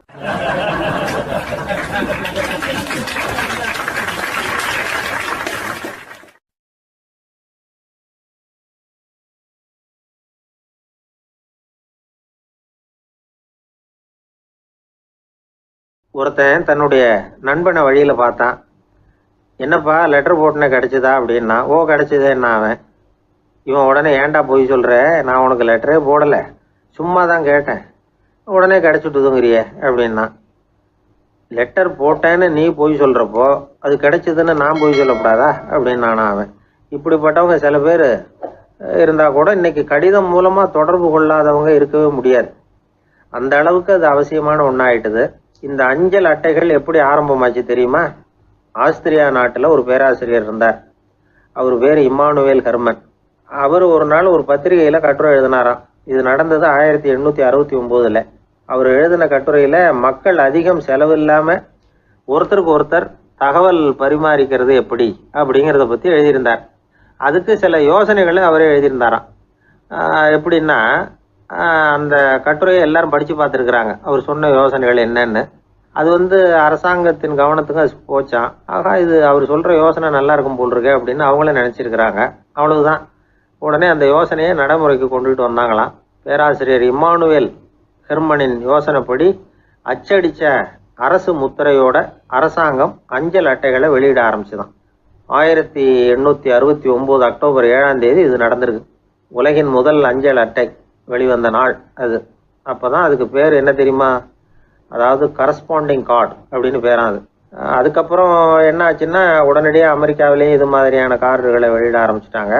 அங்கே இதுக்கு என்ன பேர் தெரியுமா? Postal card. அதுக்கப்புறம் 1870 இங்கிலாந்துலேயும் இதை வெளியிட்டாங்களாம். அதை வெளியிட்ட முதல் நாள் அன்னைக்கு என்ன நடந்தது தெரியுமா? மக்கள்லாம் ஏதோ நியாய விலை கடையில் நிற்கிறது மாதிரி பெரிய பெரிய கியூ வரிசையில் நின்று இதை வாங்கினாங்களாம். நம்ம நாட்டில் முதல் அஞ்சலகம் 1927 கல்கத்தாவில் ஆரம்பமாயிருக்கு. இன்றைக்கும் அஞ்சலகம் இல்லாத இடமே இல்லை. அந்த அளவுக்கு அஞ்சல் போக்குவரத்து அதிகமாக இருக்குது. அன்னைக்கு உள்நாட்டில் ஒருத்தருக்கு ஒருத்தர் தகவல் பரிமாற்றம் செய்து கொள்ள மலிவான ஒரு அஞ்சல் அட்டையை அரசாங்கம் வெளியிடலாம் அப்படின்னு பேராசிரியர் எழுதின கட்டுரை இன்னைக்கு எந்த அளவுக்கு ஆகியிருக்கு பார்த்தீங்களா? ஒருத்தன் ஒரு தபால் பெட்டிக்கு பக்கத்தில் தலையை வச்சுக்கிட்டு அவன் பாட்டுக்கு நின்றுட்டு இருந்திருக்கான். அங்கே இருந்து இன்னொருத்தன் கேட்டிருக்கான், என்ன ஆச்சுன்னு. கொஞ்ச நேரத்துக்கு முன்னாடி இந்த தபால் பெட்டியில் ஒரு கார்டு எழுதி போட்டேன், விவரமெல்லாம் நல்லா தான் எழுதியிருக்கிறேன், ஆனால் அட்ரஸ் எழுத மறந்துட்டேன் அப்படின்னானா. உடனே அவன், அதுக்காக கவலைப்படாத, நான் போட்ட கார்டில் அட்ரஸ் எல்லாம் பின்கோடு உள்பட கரெக்டாக எழுதியிருக்கேன், ஆனால் விவரம் எழுத மறந்துட்டேன் நானா. கவலைப்படாத, கொஞ்ச நேரத்தில் தபால்காரர் வருவார், பெட்டியை திறந்ததும் நம்ம லெட்டரை கேட்டு வாங்கிக்கலாம்னா ஒருத்தன். கொஞ்ச நேரத்துக்கு முன்னாடி அவர் வந்தார், கேட்டேன், அதுக்கப்புறம் தான் மனசுக்கு ரொம்ப கஷ்டமாக போச்சு நானா. இவன் ஏண்டான்னு கேட்டிருக்கான். அவன், இது தபால் புட்டு இல்லையா?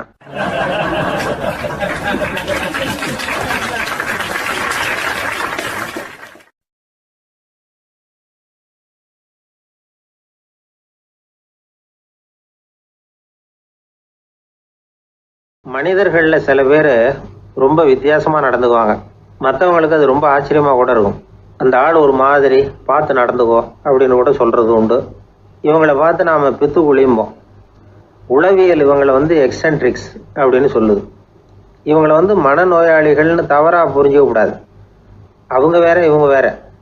எக்ஸென்ட்ரிக்ஸ் பற்றின சில விவரங்கள் ஒரு புத்தகத்தில் இருக்குது. அதாவது ஸ்காட்லாந்தில் ஒரு உளவியல் மருத்துவர் அதை எழுதியிருக்கிறார். அவர் பேர் டாக்டர் டேவிட் வீக்ஸ். அவருக்கு ஒரு உதவியாளர் இருந்தாராம். அவர் பேர் கேட் வுட். இவங்க 2 பேரும் சேர்ந்து இங்கிலாந்து பூரா சுற்றி பார்த்துருக்காங்க. 3 வருஷம் சுற்றினாங்களாம். நான் சொன்னது மாதிரி ஒரு மாதிரியாக இருக்கிற ஆசாமிகள் பல பேரை சந்தித்து பேசி அவங்கள பற்றி ஆய்வுலாம் நடத்தியிருக்கிறாங்க. அப்படி நடத்தி அதை ஒரு புஸ்தகமாக எழுதியிருக்கிறாங்க. நிறைய பேசி பார்த்துட்டு அவங்க சொல்லியிருக்கிறத கேட்டால் ரொம்ப ஆச்சரியமாக இருக்குது. நாம் இவங்களை பார்த்து பித்துக்குழிங்கிறோம், எக்ஸென்ட்ரிக்ஸ் அப்படின்னு சொல்கிறோம், கிண்டல் கூட பண்ணுறோம். ஆனால் அவங்களோட அறிவு ரொம்ப தெளிவானதான். இந்த ஆராய்ச்சியாளர்கள் சொல்கிறாங்க. அவங்க உடல் நலமும் ரொம்ப நல்லா இருக்குதான், உடம்புலையும் எந்த கோளாறும் இல்லையா. அவங்களுக்கு மகிழ்ச்சியும் அதிகமாக, ஆயுளும் அதிகமாக. அவங்களில் பல பேர் என்ன சொல்கிறாங்கன்னா, நீங்கள் நினைக்கிறது மாதிரி இல்லை நாங்கள், ஆனால் நாங்கள் மற்றவங்கள்லேருந்து வேறுபட்ட தன்மை உள்ளவங்க அப்படிங்கிறத ஒத்துக்கிறாங்களாம். இந்த உலகம் பிறந்ததுலேருந்தே இப்படிப்பட்ட வித்தியாசமான ஆசாமிகளும் பிறந்திருக்கிறாங்க. சரி, அப்படிப்பட்டவங்க எப்படி இருப்பாங்க? இப்போ ஒரு மகாராஜா தன்னோட நாய்க்கு லட்சக்கணக்கில் பணம் செலவு பண்ணி கல்யாணம் பண்ணி வச்சிருக்கிறார். ஒரு கோடீஸ்வரர் தான் வளர்த்துக்கிட்டு இருந்த பூனைகளுக்கு தன்னோட சொத்து பூராவும் எழுதி வச்சிருக்கிறார். இது மாதிரி ஒருத்தர் 2 பேர் இல்லை, நிறைய பேர் உண்டு.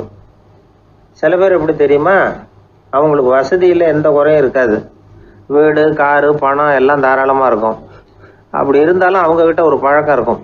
யாராவது ஒரு நண்பர் வீட்டு விசேஷத்துக்கு போயிருப்பார், இல்லைன்னா ஒரு கடைக்கு போயிருப்பார்.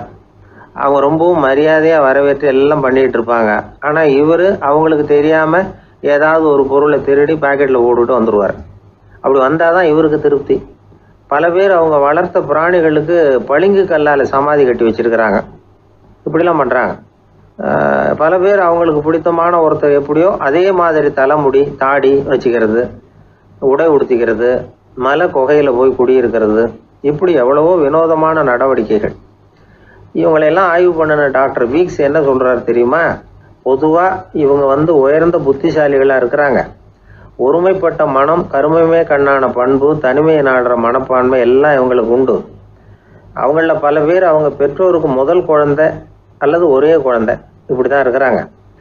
இது மாதிரியானவங்க பெண்கள் 1 பங்குன்னா ஆண்கள் 2 பங்கு. இவங்கெல்லாம் ஆக்கப்பூர்வமான செயல் செய்கிறாங்க. அப்படிப்பட்டவங்களாக தான் இருக்கிறாங்க. அடுத்தவங்க கிட்ட அன்பு காட்டுறவங்களா இருக்கிறாங்க, உற்சாகம் ஊட்டுறவங்களா இருக்கிறாங்க. அவங்களுடைய ஆக்கப்பூர்வமான பணிகளுக்கு ஊக்கம் கொடுத்தா அவங்க மன சந்தோஷமும் உடல் நலமும் பெருகும், ஆயுளும் கூடும். இதெல்லாம் அந்த டாக்டருடைய கண்டுபிடிப்பு.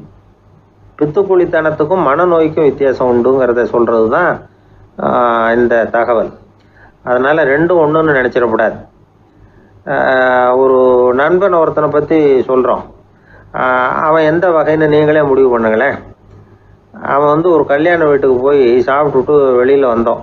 அவன் கூட வெளியில் வந்த உடனே ரொம்ப நேரமாக தன்னோட செருப்பை தேடிக்கிட்டு இருந்தான்.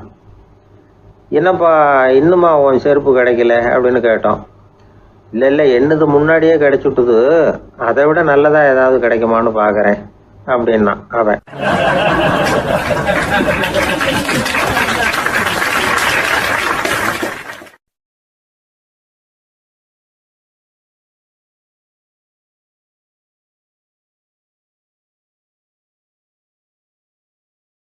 ஒரு தடவை கலைவாணர் NS கிருஷ்ணன் பேராசிரியர் கல்கியை சந்தித்து பேசிக்கிட்டு இருந்தாராம். கலைவாணர் கல்கியை பார்த்து, எனக்கு கதை எழுத ஆசையாக இருக்குது, எப்படி எழுதுறதுன்னு கேட்டாராம். கதை எழுதுறதுக்கு 4 மை வேணும்னாராம் கல்கி. அப்படியா, அப்படின்னா என்னென்ன கலர் மை அப்படின்னு கேட்டிருக்காரு கலைவாணர் சிரிச்சுக்கிட்டே. நான் சொன்னது கலர் மை இல்லை, அது வேற மை. அதாவது கதை எழுதுறதுக்கு தேவைப்படுகிற 4 மை எதுன்னா, 1 திறமை, 2 பேணாமை, 3வது தனிமை, 4வது பொறுமை அப்படின்னாராம். உடனே கலைவாணர், உங்கள் யோசனை அருமை அப்படின்னாராம். அதுதான் கலைவாணர். பொதுவாக எழுத்தாளர்கள் எழுதுகிற மாதிரி நடந்துக்கிறது இல்லை. ஆனால் கலைவாணர் என்ன சொல்லுவாரோ அதே மாதிரி நடந்துக்குவார். எல்லாருக்கும் எல்லாம் கிடைக்கணுங்கிற கருத்தை சினிமா படங்களில் வலியுறுத்துவார். அதே மாதிரி நடைமுறை வாழ்க்கையிலேயும் எல்லாருக்கும் எல்லாமும் கொடுப்பார்.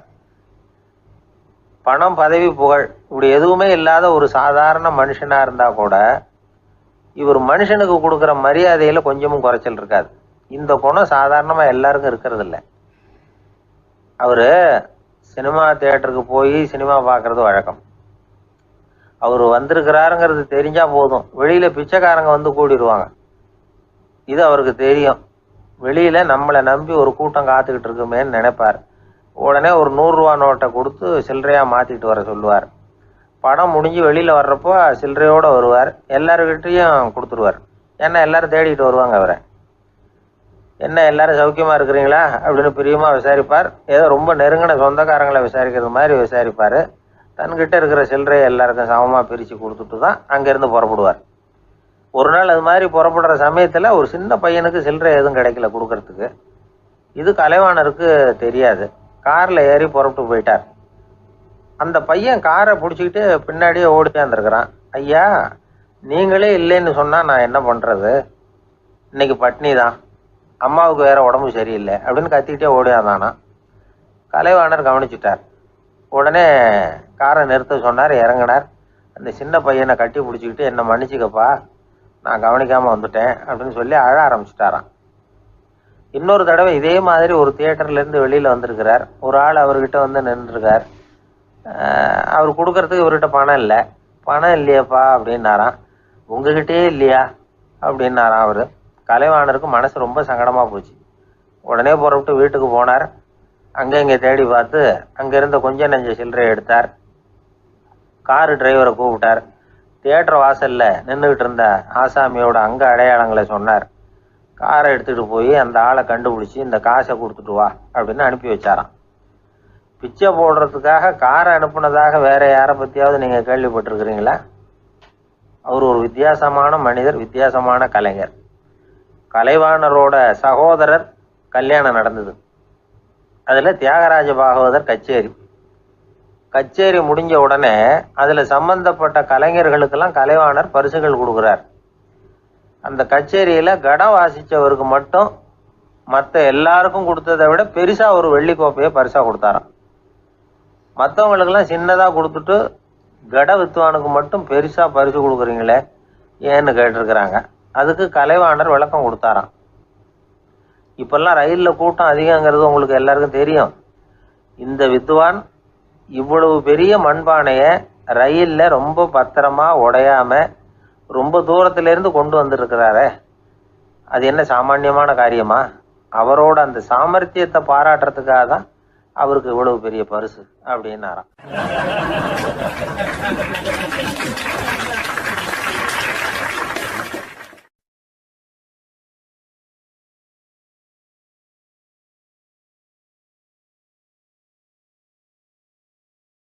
ஒரு அரசன், அவனுக்கு வயசாயிட்டுது. அதனாலேயே இந்த கவலை பயம் எல்லாமும் அதிகமாயிட்டுது.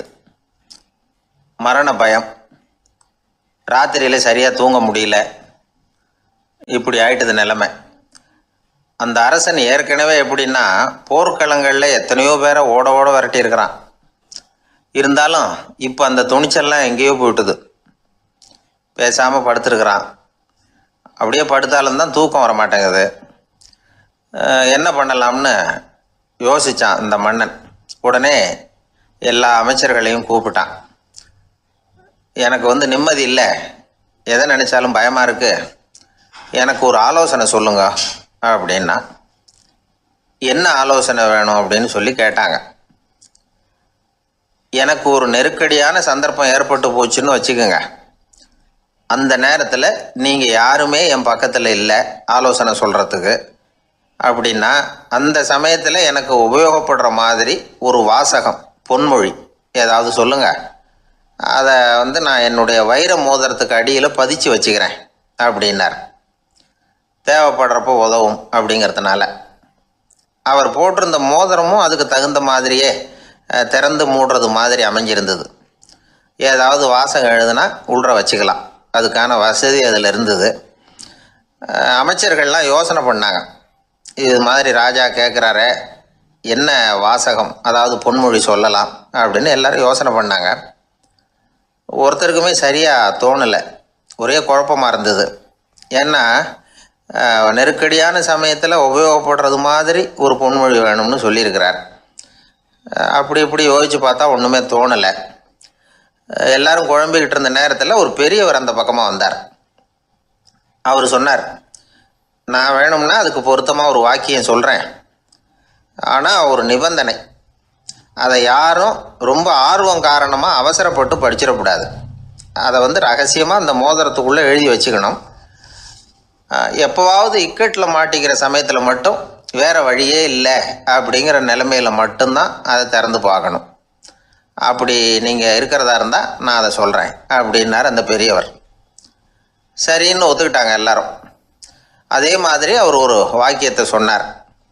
அவர் சொன்ன வாக்கியத்தை ரகசியமாக மோதிரத்துக்குள்ளே பதிச்சு மூடியாச்சு. ராஜா அதை விரலில் மாட்டிக்கிட்டார். கொஞ்ச நாள் ஆச்சு. அந்த ராஜாவுக்கு ஒரு சோதனை வந்தது. என்ன சோதனைன்னா, அடுத்த நாட்டு மன்னன் படையெடுத்துக்கிட்டு வந்துட்டான். அவன் இவர்கிட்ட ஏற்கனவே தோற்று போனவன், ஒரு வெறியில் வந்திருக்கிறான். தோற்று போனவன் மறுபடியும் சண்டைக்கு வந்தால் எப்படி வருவானோ அப்படி வர்றான். ஒரு வெறியில் வந்தால் ஜெயிச்சுட்டான். என்னாச்சு, இவரோட நிலைமைன்னா நாட்டை இழந்துட்டார், எல்லாத்தையும் இழந்துட்டார். கடைசியாக ஒரு அடிபட்ட குதிரையில் ஏறி தப்பிச்சு போயிட்டார், வேறு வழி இல்லைன்னு. பின்னாடி துரத்திக்கிட்டு வராங்க. இவர் ஒரு மலை உச்சிக்கு போயிட்டார், அதுக்கும் அப்பால் போக முடியாது, ஏன்னா அந்த பக்கம் பயங்கர பள்ளம். உல்லாச பயணிகள் வந்து கண்டு கழிக்கிற இடம் அது. ஆனால் இவருக்கு அது சாவு பயணத்தின் வாசல், திரும்பவும் முடியாது, அவ்வளவு குறுகிய பாதை அது, வேறு வழியே இல்லை. இந்த நேரம் சூரிய ஒளி மோதிரத்தில் பட்டு மின்னிச்சு. உடனே இவருக்கு ஞாபகம் வந்தது. மோதிரத்தை திறந்து படிக்கிறார். அதில் இருந்த வாசகம், இந்த நிலையும் மாறிவிடும், this too will pass away. அவருக்கு ஒரு தைரியம் வந்தது. பின்னாடி வந்தவங்களும் திசை மாறி வேறு எங்கேயோ தேடி போயிட்டாங்க. அவங்க விரட்டிக்கிட்டு வரலன்னா இவ்வளவு அழகான ஒரு இடம் இருக்கிறதே எனக்கு தெரியாமல் போயிருக்குமேன்னு நினச்சார். இவ்வளவு அழகை ரசிக்கிறதுக்காக ஒரு நாட்டையே கூட இழக்கலாம்னு தோணுச்சு அவருக்கு. அமைதியாக அந்த அழகை ரசித்தார். எதிரிகள்லாம் எங்கேயோ போயிட்டாங்க. மன்னர் நாடு திரும்பினார். மறுபடியும் படைகளை திரட்டினார். கொஞ்ச நாளில் படை எடுத்துக்கிட்டு போனார். யாருக்கிட்ட தோற்று போனாரோ அவரையே வெற்றி கண்டு திரும்பி வர்றார். வரவேற்பு விழா பிரமாவப்படுது. ஆடல் பாடல் கோலாகலம். இதை பார்த்ததும் அந்த ராஜாவுக்கு தலைகால புரியல. நம்மளை இனிமேல் யாராலையும் ஜெயிக்க முடியாதுன்னு நினச்சார். அகம்பாவம் லேசாக எட்டி பார்த்தது. இப்போ மறுபடியும் சூரிய ஒளிப்பட்டு மோதிரம் மின்னிச்சு. அதை திறந்து மறுபடியும் படிக்கிறார். இந்த நிலைமையும் மாறிவிடும், this too will pass away. அவ்வளவுதான். அவர் மனசு அடங்க ஆரம்பிச்சுட்டுது, ஆணவம் போயிட்டுது. இதிலேருந்து நாம் தெரிஞ்சுக்க வேண்டியது என்னென்னா, எந்த சூழ்நிலையிலையும் நாம் கவலைப்பட வேண்டியதில்லை. ஏன்னா இங்கே எதுவுமே நிரந்தரம் இல்லை. அந்த ராஜா மாதிரியே நம்ம ஆள் ஒருத்தன் ஒரு மோதிரம் போட்டிருந்தான், அதுக்குள்ளே அவன் எழுதி வச்சுருந்த வாசகம் எதுக்கும் கவலைப்படாதே அப்படிங்கிறது தான். ஒரு நாள் பயங்கரமான கவலையோடு உட்காந்துருந்தான். பக்கத்தில் இருந்தவங்க சொன்னாங்க, இது மாதிரி சந்தர்ப்பத்தில் தான் நீ உன் மோதிரத்தை திறந்து பார்க்கணும்னாங்க. இவனுக்கு கவலையோடு எரிச்சலும் சேர்ந்துக்கிட்டது. அது எப்படி முடியும், இப்போ திருட்டு போனதே என்னோட அந்த மோதிரம் தானே அப்படின்னு சொல்லிவிட்டு தலையில் கை வச்சுட்டு உட்காந்துட்டான். இப்படிலாம் சொல்கிறது உண்டு. இருந்தாலும் நாம் எந்த சூழ்நிலையிலையும் கவலைப்பட வேண்டியதில்லை அப்படிங்கிற உண்மையை புரிஞ்சுக்கணும். அப்படி கவலையை வெல்றதுக்கான வழி தெரிஞ்சுட்டதுன்னா வாழ்க்கையில் வெற்றி நிச்சயம்.